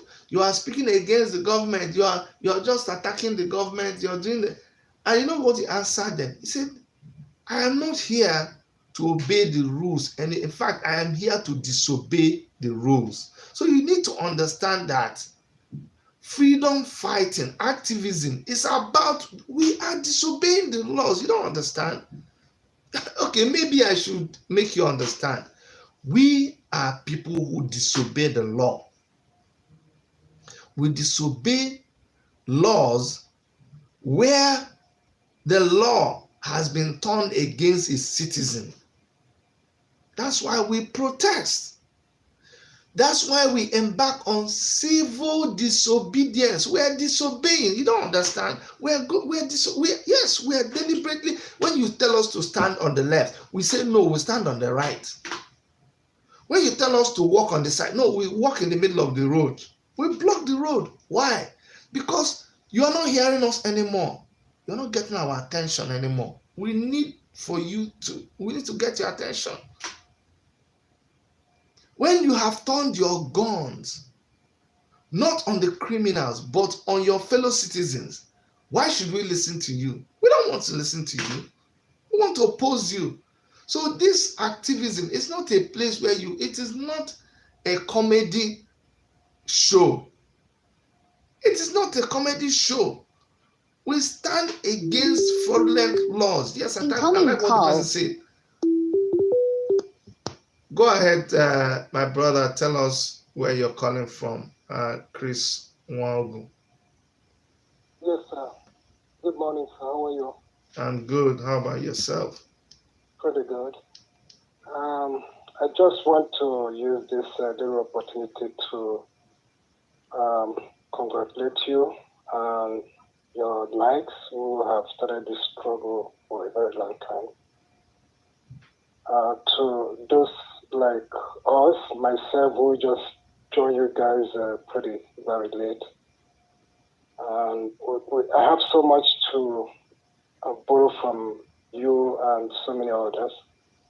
And I think you guys really have struggled, and you started pretty well, and you've done everything it takes. Take example, leader Mazin Namdi Carlo, who has, I would say, he has exhausted everything that has to do with peaceful, agitation, and he still continued doing it. But I think we have come to a point where I want to ask you, is it still wise to go on with peaceful agitation? I know you are intensely advocating for revolution. And I think you guys have done a whole lot of revolution from the beginning. Or all this process that were introduced in the past, wasn't that part of revolution that you talk about? And if not, if there's anything different, please, I would like you to educate me more on that. And again, I think we've got to a point where this honorable man has done everything it takes peacefully. He went to United Nations. He has visited everywhere we need to, tell them about what we're going through. They have seen it. He has done all the right thing. He put everything right in place, and yet these people still kept mute. And I tell you, I do not know, but what I feel is the only thing to do right now is to, go shoulder to shoulder. Let's not think about, because we had previous experience, we cannot do it again. Every struggle like this, we can fight as many times as possible until we get what we want. I know every time we talk about war, people get jittery, they fear, they go to what was experienced in the past, but that is what it takes. I feel that these people who have been keeping quiet, if they have interest in Nigeria, I guess by the time we start going shoulder to shoulder against Nigeria, they will come up. Then they will know that I think what we're fighting for, worth it. I believe that's the only time they can come in to do something. All right. If I'm wrong, please help me with this. Thank you. Thank you very much, my brother. I'm going to be very direct with you, because I know you speak the minds of a lot of people. A lot of people, when they listen to me talk about Biafra, they're excited because I'm an Igbo man. Okay. Now, on another day, when they hear me talk about revolution now, and they see me with Omoyele Sowore, and they see how passionate I am in what I'm doing on the revolution now side, they get disappointed. Some people too, they get excited. Oh yes, he's talking about revolution now. And when they hear me talk about Biafra, they get disappointed too. Let me help some of you. You see, when we get the independence for Biafra, okay, inside that Biafra, you're going to still have political parties. You're still going to have people fight each other. People are still going to go to courts. I need you see, this is a higher level of understanding. We can, when the time comes, we will teach like that. There are what we are doing right now serves the purpose right now, but there are so many other dimensions. So don't think that when Biafra comes, it's going to be Uhuru. You think when Biafra comes, people are not going to cheat each other? People will cheat each other. People are not perfect. You think right now as we speak, there are not armed robbers who are Biafrans? There are still people who are kidnapping people, who are not Fulani headsmen, who are your brother and your sister. Look at the ones that are sabotaging your effort now. Imagine other things that they can do. So don't think that that life is monotonous. You have to be somebody who is broad-minded. That's why I keep talking about being focused on what you're doing. This job, this struggle has so many dimensions. It has so many levels. When you're saying form alliance, who are you forming alliance with? Is it not the people that were doing their own thing, approaching the struggle from their own side? It is when you have now looked at what they have done, that's when you now begin to reach out to them to have, you did not wake up from the same people, from the same room. You did not wake up with everybody from the same room. You have so many things that makes you talk the way you talk. My experience as an Igbo man, it's not the same experience as somebody who is a thief man or a Jukum man or a Kalabari person. They woke up from somewhere. Their experience growing up was different. The place where they schooled was different. I keep telling you, the people that I know growing up are the people I met in primary school, in secondary school, in the university. These are the things that has formed me who I am today. When I want to start something, these are the people that I call. Okay? So if I am calling my friends from school, from business, from different alliances, and we are doing something, you cannot come and say, why am I not doing something with Ibrahim or with Adeinka or with Shola? Because I didn't know them. They didn't know me. So I have to keep doing what I'm doing. They keep doing what they are doing. There are places where our paths will cross. So let me answer your question. Revolution. We have not had a revolution in Nigeria. No, now. All we have been doing is warm up. All we have been doing is warm up. That's why I keep saying that the government has been getting expo for free from people like Omoyele Sowore. Omoyele Sowore came and he's been telling the government, this is what is needed. Do you hear when people say the revolution will not be televised? The revolution will not be televised.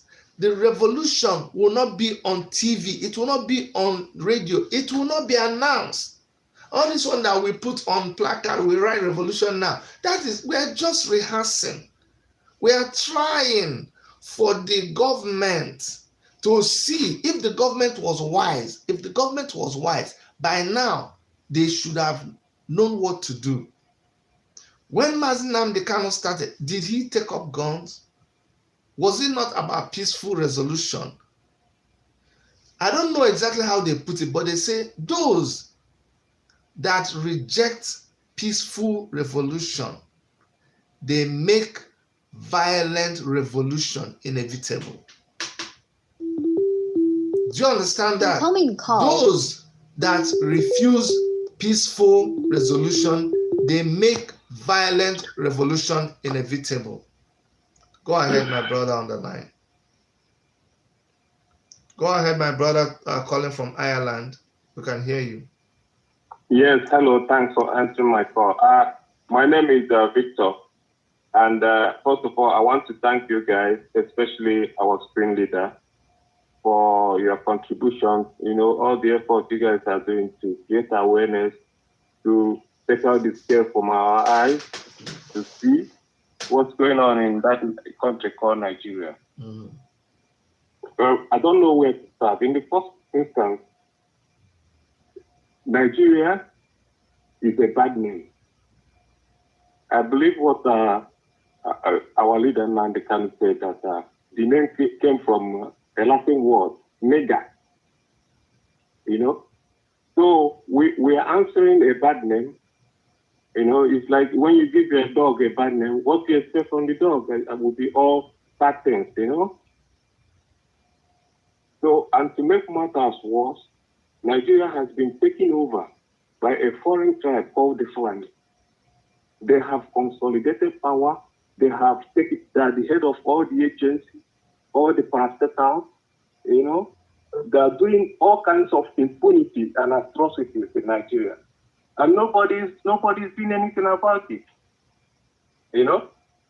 What's happening in that country cannot be cannot happen in anywhere else in the world. You know? So all I'm saying is that I want to thank you guys for all the efforts you are doing. And I hope that when this coronavirus is finished, then we can do more things like demonstration and all that, you know, to keep chopping at the tree. So that one day, eventually, by the grace of God, we'll see the light. Yes. Thank you so much, my brother. Thank you very, very much. Thank you very much. This last caller, you heard what he said. Very, very important. He said, keep chopping the tree. You have to keep chopping the tree. Everybody is welcome. I'm telling you. How long am I going to stay on this broadcast? I'm going to talk, and then even if I want to stay for hours, I'm going to get tired. You too, you have to go somewhere and do what you have to do. You have other things to do. But you see, when we finish this our discussion and drop, another person is going to be somewhere too doing their own.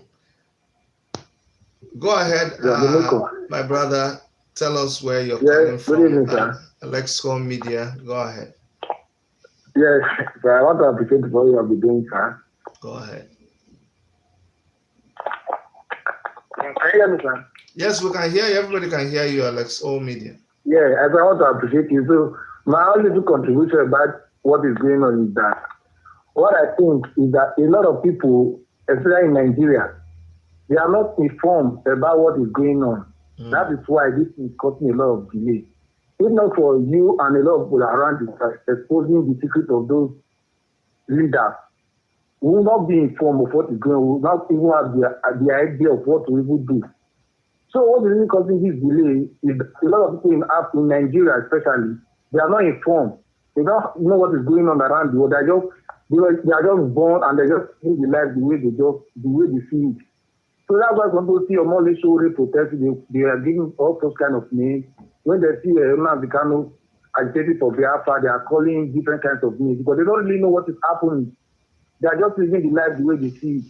That is the problem that's making everything difficult for people fighting for the right cause. You're right. You're right, my brother. Yes, very, very right. So I want to thank you, not people like you and people of now this council and the formal show that is open, showing us the nakedness of those leaders who would have also be like those people in Nigeria that don't have no idea about what is really going about the country. So that's my opinion, sir. Thank you very much. Thank you very much, Alex. Thank you very much, Alex. So, thank you.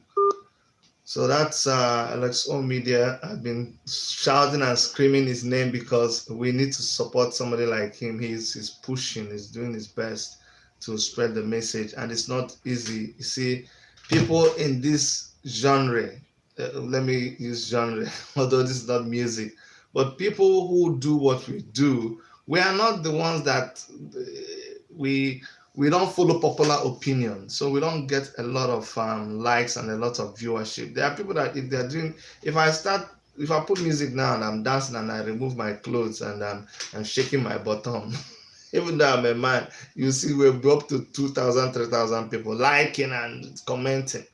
So people like him, they need to be supported. Incoming call.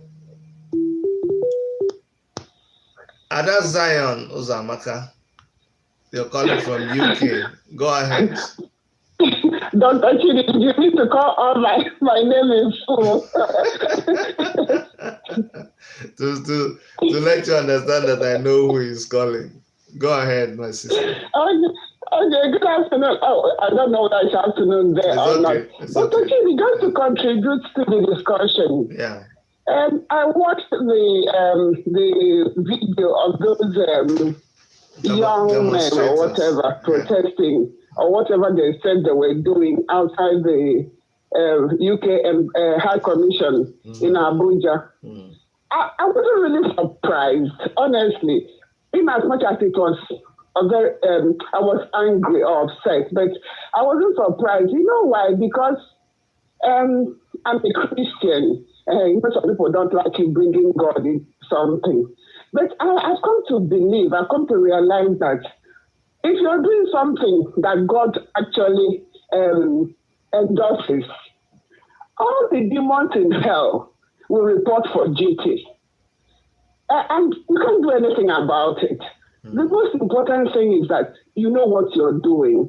You know where you're going. And anybody can do or say, even in our own personal lives, I'm sure you have in your own little corner. You know, and sometimes this opposition will come from the most unlikely place. Sure. I'm old enough to realize, to remember I think it was the late 70s or early 80s, during the Southern Africa freedom, when they were all fighting for their freedom. I'll give two examples. Rhodesia, which turned out to be Zimbabwe, when Robert Mugabe, like him or lose him, but I respect that man because he knew what he wanted and he went for it. Opposition was from all angles, including from two people that you call, I think they call themselves men of God, Bishop Abel Muzerewa and one pastor, Sitole, I think that was his name. They did everything to thwart. These are people, Mugabe wasn't fighting for freedom for his family or whatever. He was fighting that, it was like a form of apartheid, happening there in Rhodesia. So of course, it was during those apartheid periods, yes. Government or something, it was apartheid. But it was resolute. He knew what he wanted. And again in South Africa, during the Mandela era, you see, what happened? The same thing. One Zulu king, I think it was Buthelezi or his name, and he was being supported by the powers that be to thwart the freedom from apartheid. So when I see things like what is happening now in Biafra, it doesn't surprise me. It doesn't, because these things are bound to happen. It's upsetting, and for the younger generation of people who haven't really seen much, they still, what is it? They're still downcast. Is this the end? No, it doesn't. I think I've been an encourager of some, of a kind, because I just tell people, you know what? These things are bound to happen. Sure. I'm not dismayed. I'm not discouraged, because it now tells me that this young man is fighting a just cause. If he wasn't doing something right, all these people won't be opposing him. All these people all over the place, with people who will stop and ask themselves, but Dr. Chibu, by this time last year, I paid for a bag of beans back home for 18,000 naira. This week, the same bag of beans, 56,000 naira. Just look at that. 56,000. You can ask people back home. This time last year, 18,000 naira. This year, this week, 56,000 naira. A tuber of yam, 1,000 naira. Those dingbats that were outside the UK High Commission. I just ask myself, what is wrong with people? People are suffering. People, you know why? People couldn't go to the farm last year, so they haven't planted this year. So come next month, in 2 months' time, I don't know whether people are going to eat themselves, because things are tough. I'm sure you contact people back home. That is what is worrying them. It is to go and tell a British High Commission to jail your brother that is fighting for all of us. He's not fighting for Asaruku people or whoever. He's fighting for all of us. Can't you see that there's something not quite right somewhere? That's why I don't bother with such people. It doesn't even bother me. I've seen a lot. I mentioned it to you some time ago that I lost 12 members of my family between 1967 and 1970, including my own senior brother. My mother will be 96 this year. My prayer is that she lives to see Biafra, so that her son that she lost during that civil war, she'll be able to tell him, "We didn't die in vain. Biafra came." So let them do their demonstrations. Let's leave them. Let them enjoy themselves. Maybe they should, but my children will say, "Oh, please go and get a life." Maybe they haven't had anything to enjoy or to anything that gives them joy. So don't deprive them of their 15 minutes of enjoyment outside the British High Commission. Okay. So that's my contribution. Thank you very much, Ada Zion. Thank you so much. I appreciate your call. Thank you. Yeah. And you see, there's a reason why I don't want people to be disturbed by this kind of thing. That's what makes the whole thing. That's what makes it actually gives credibility to what you're doing. Like you heard her say, it is only when you are. You see, in Igbo they say, "Onye a na-ekwu maka ya nwekwara na ife ọ na-eme." Do you understand? If you are not doing anything, the devil will leave you alone. People will not hear. You see, nobody will talk about you. But once you step up and you start making a mark, that's when people begin to talk about you. So that is an indication that what you're doing has effect. Okay, let me now tell you. Do you even know that those guys who are carrying placards, you can look at them now, just hungry, some young people. That's the sad part of it. Incoming call. Go ahead, caller on the line. Tell us your name and where you're calling from, and go ahead and make your points. My name is Vigilante. I'm calling from Chicago, USA. Go ahead, sir. Anyway, let me say thanks for giving me such opportunities, for us to a little bit contribute.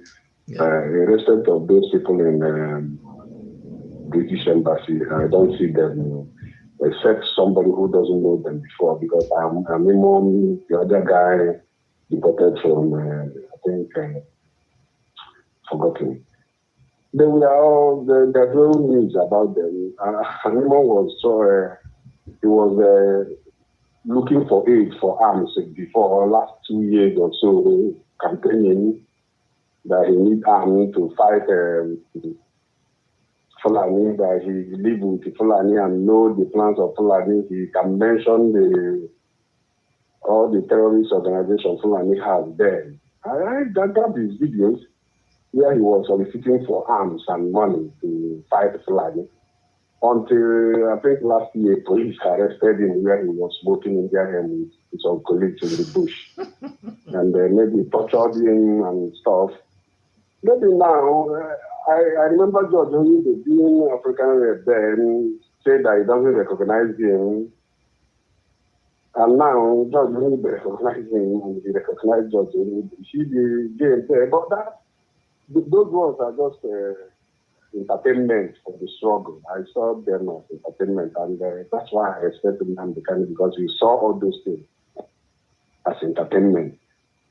So that's by the way on that side. But what I really want to contribute on this is that, hey, gentlemen, you see, these people we are talking about, if you call them Nigerian government, okay?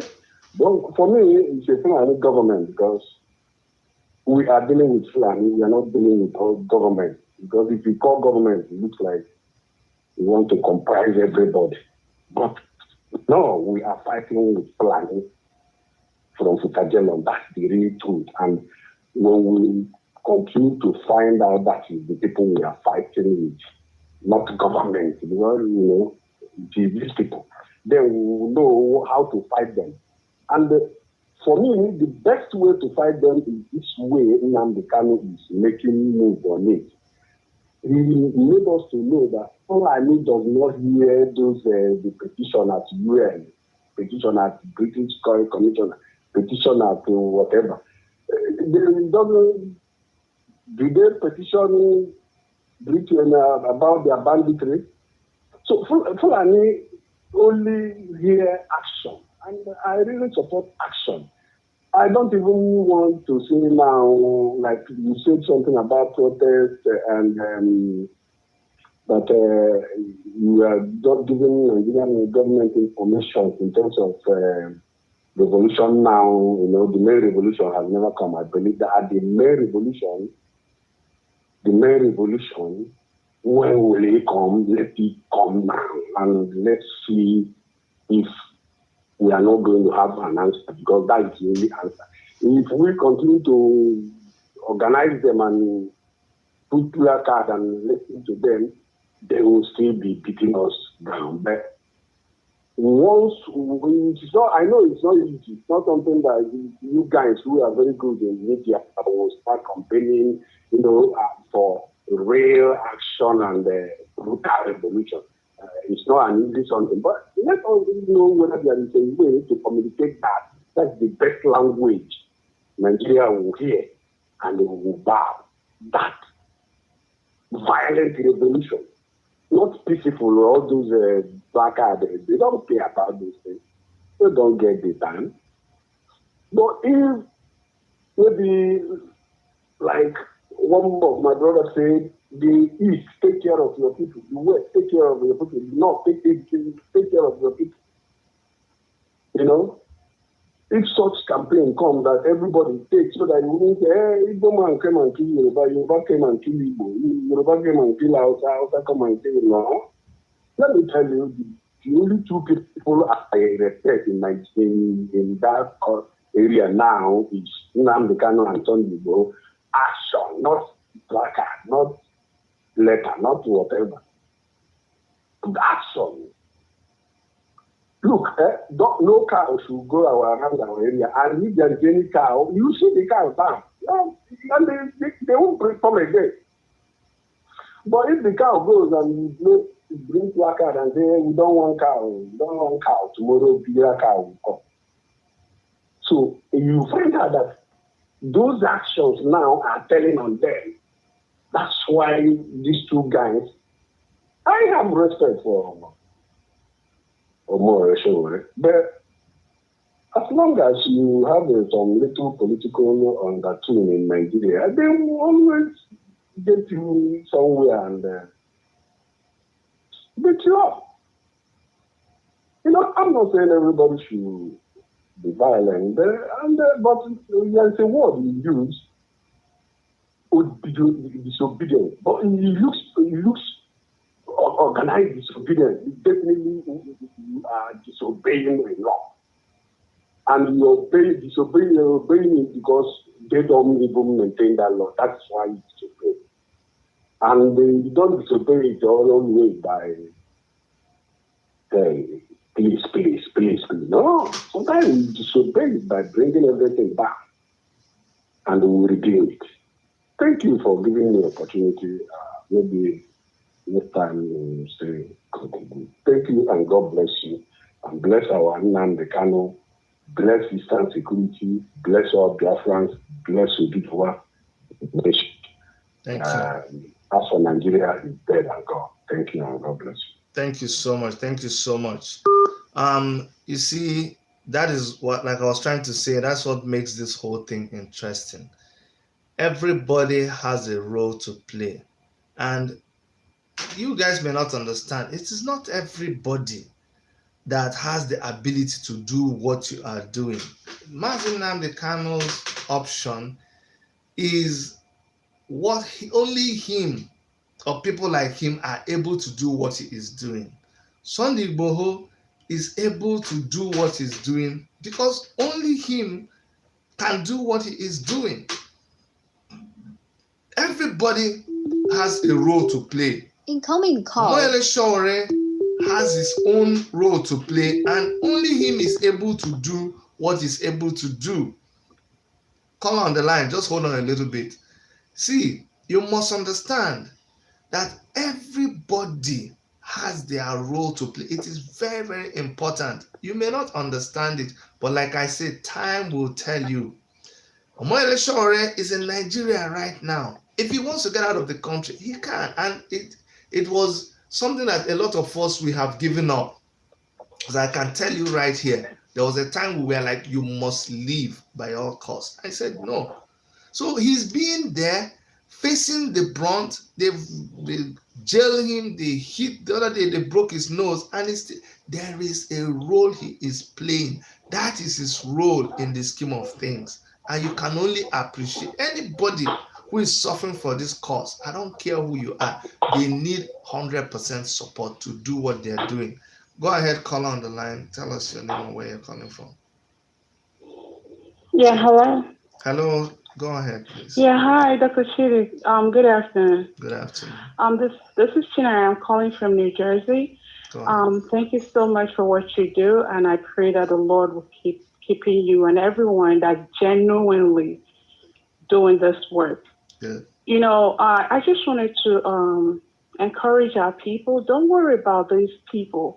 You know, people that are sabotaging what's going on and what people are doing. You know, there's something I want people to understand. The same thing happened between the people of Israel and Moses and also Joshua. You know, they did everything, you know, even though it's for their own benefit, you know, but at the end of the day, God came through for everybody. And today we hear about Israel and we're so excited about Israel. So the fact that there's a lot of people sabotaging what is going on doesn't mean that it's not going to happen. You know, there's something they say, when you come to equity, you come with clean hands. Sure. So I believe Mazen Nambikano and Eastern Security Network actually do come with clean hands. These people, if they can raise their hands before heaven, they will know that their hands are all filled with blood.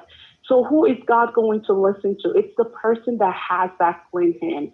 So let our people not be troubled. I know that when God calls a man, he actually equips that man. So God has equipped everybody that is genuinely doing what they are doing.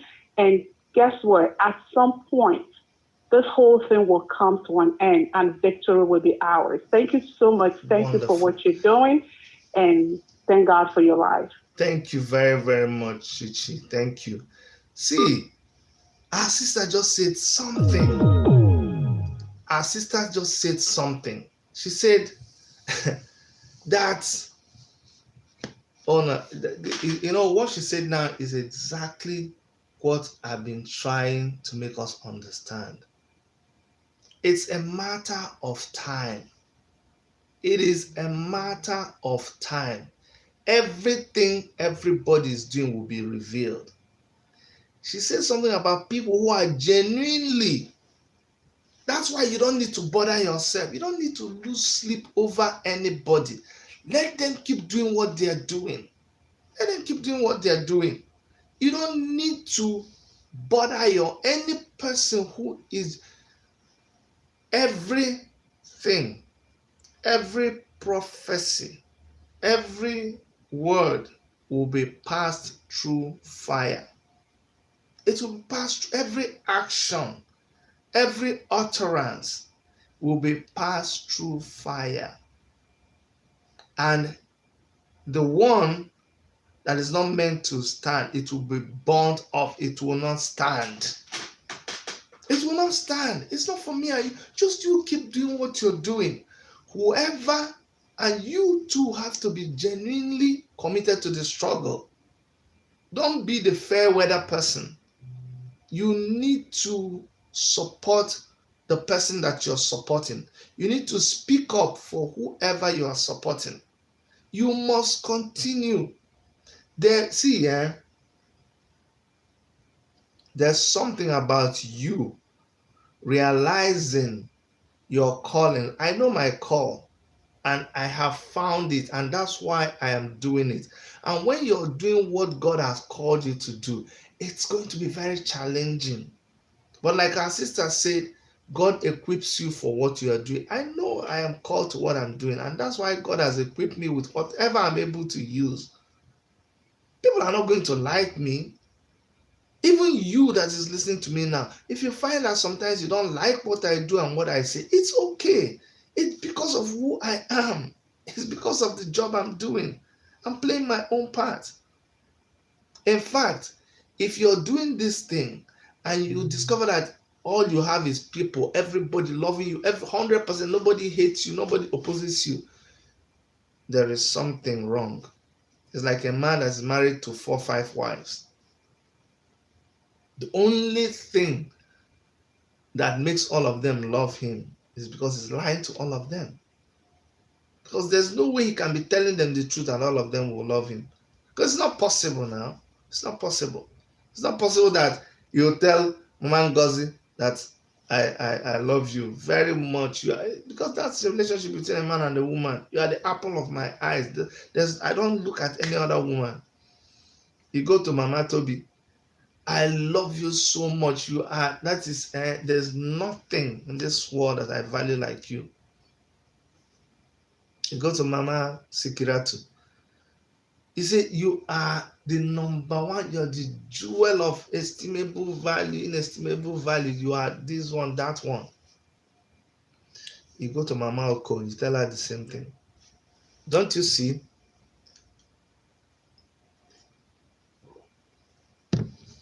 Don't you see that the only reason why they can all believe you is because you are lying? Because if you tell the truth, people will not like you. Those women will not like you. Because they come and tell the other woman that the truth is, I don't really love you. And the woman will hate you. So anybody that you see that everybody likes them, nobody argues with them, everything they say, people believe it. That person, go and check it. There is problem somewhere. So please understand that I don't expect you, and don't expect that you are going to have everybody liking you or agreeing with you. But the job, we must continue. People will sabotage. It's okay for them. It's not okay, but it's okay. You know how we say it's okay. But what they are doing is not okay. Everywhere you see people gather against the oppressor, every time you see people gather against the oppressor, there is always a Judas amongst them. It doesn't matter whether it is the camp of Biafra, or whether it is the Oduduwa camp, or whether it is Revolution Now camp, or whether it is the Arewa Consultative Committee camp, or whether it is the Middle Belt camp, or whether anywhere that people are fighting. Genuinely, because there are breakaway groups who also call themselves activists. But let them continue. Time will tell. There are people who have organized themselves together just to collect money. Like those guys that went in front of the British Council. You know the people there. I have invited them on my program. I know how people detested them when I invited them on my program. But what I was trying to do that time was to reveal to people. Now people now understand what I was trying to do. When I brought some people here, people say, oh no, they're not going to be on my channel. They unsubscribe and this. But if they didn't come, you will not get a chance to understand who they are. But when you see what they continue to do, that's when you understand who these people are. So we must stop this act of sabotaging ourselves when we all are involved in the same assignment, the same thing. Let me tell you something. The fact that I'm saying that ESN, go and write it down somewhere that Dr. Chidi said that I consider ESN a blessing. I consider ESN as a blessing to people of the East, to the people who live in the east and the southern part of the country, Nigeria. I consider ESN as a blessing to the agitation for Biafra. Go and write it down, that this is what I told you. Because before they came, everywhere was quiet now. Everybody was intimidated. Even the people who are talking now against ESN, they couldn't talk. They couldn't talk. There is no gainsaying anymore. There is no over-emphasizing the fact that somebody like Mazi Nnamdi Kanu was sent by God. You know that very well. You cannot deny it. You can't. I don't care what you believe or what you don't believe. You see that clearly.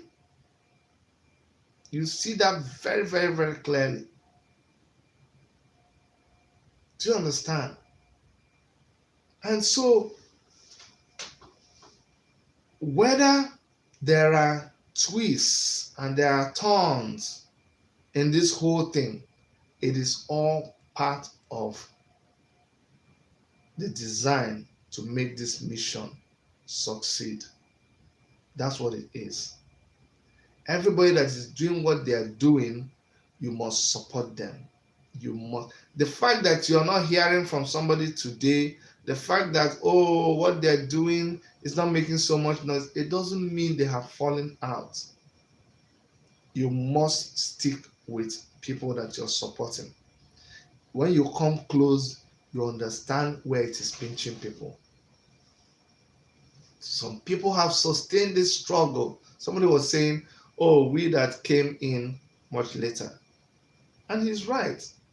We must appreciate people who have been in the struggle for so long, much, much long before now. And the people who are coming new, whatever energy you bring into it, don't allow yourself to be distracted at all. I really want to thank all of you. If you just joined, I want you to go back and play this video. I'm going to try to track it because you can track the videos and show where you dealt with different issues. I want you to go back and listen to the story I told today about the British general who was sent to Iraq to capture Iraq. And when he got to Baghdad, he met a shepherd, and then he asked the shepherd, if I give you money, will you kill your dog? If the shepherd eventually killed his dog, skinned his dog, cut his dog up, and promised the general that if you give me more money, I will even eat the dog. And at that point, the general said, it's okay. I wanted to test the kind of person you are. Now I see that you are the kind of person who is willing to kill, skin, cut up, and eat this dog that was your best friend. So my presentation today focuses around the fact that you that is sabotaging your fellow brothers and sisters, you that is sabotaging your fellow comrades, are you like that shepherd who was willing to kill his best friend, the dog, because of money? And at the end of the day, he sold his whole generation, because people like him, they just continue to do what they did to that shepherd. And of course, that's how they conquered their people. Thank you so much. Don't forget to subscribe. Don't forget to also, sorry, I'm gonna post. Let me just get off this guy's neck. Alex O Media, you asked me to help you post your link. I'm going to try to post it now so that you will let me drink water and keep the cup. I've told him that I'm not able to post the link, and he doesn't understand. Alex O Media, I am going to post your link right now on this video. And guys, please, when you see it, help me and go and subscribe so that Alex O Media can I like when people keep pushing and they get what they want, because that's what I do too. You have to keep pushing till you get what you want. So I hope I'm going to post it now, and yeah, it's there. LXO Media, guys, please go to LXO Media and subscribe to his channel. He's one of the people who are pushing the envelope, one of the people who are pushing the narrative. So yes, it is there. If you want me to post your video, please make sure that you send it to me. I mean, post your link. I'll put it there, and we can keep helping ourselves. Thank you so much. Thank you so much. Everybody that spoke, everybody that called in, God bless you. God bless everybody who gave money. Thank you so much. And for you that's involved in any struggle, go ahead, continue. Even if everybody doesn't understand you, just keep doing what you're doing. And on behalf of Dr. Erica and every other person that helps us to bring these productions to you, I want to keep saying that I love you and I pray for you, and God will continue to advance everything that you genuinely do for humanity. Take care of yourselves, and bye-bye.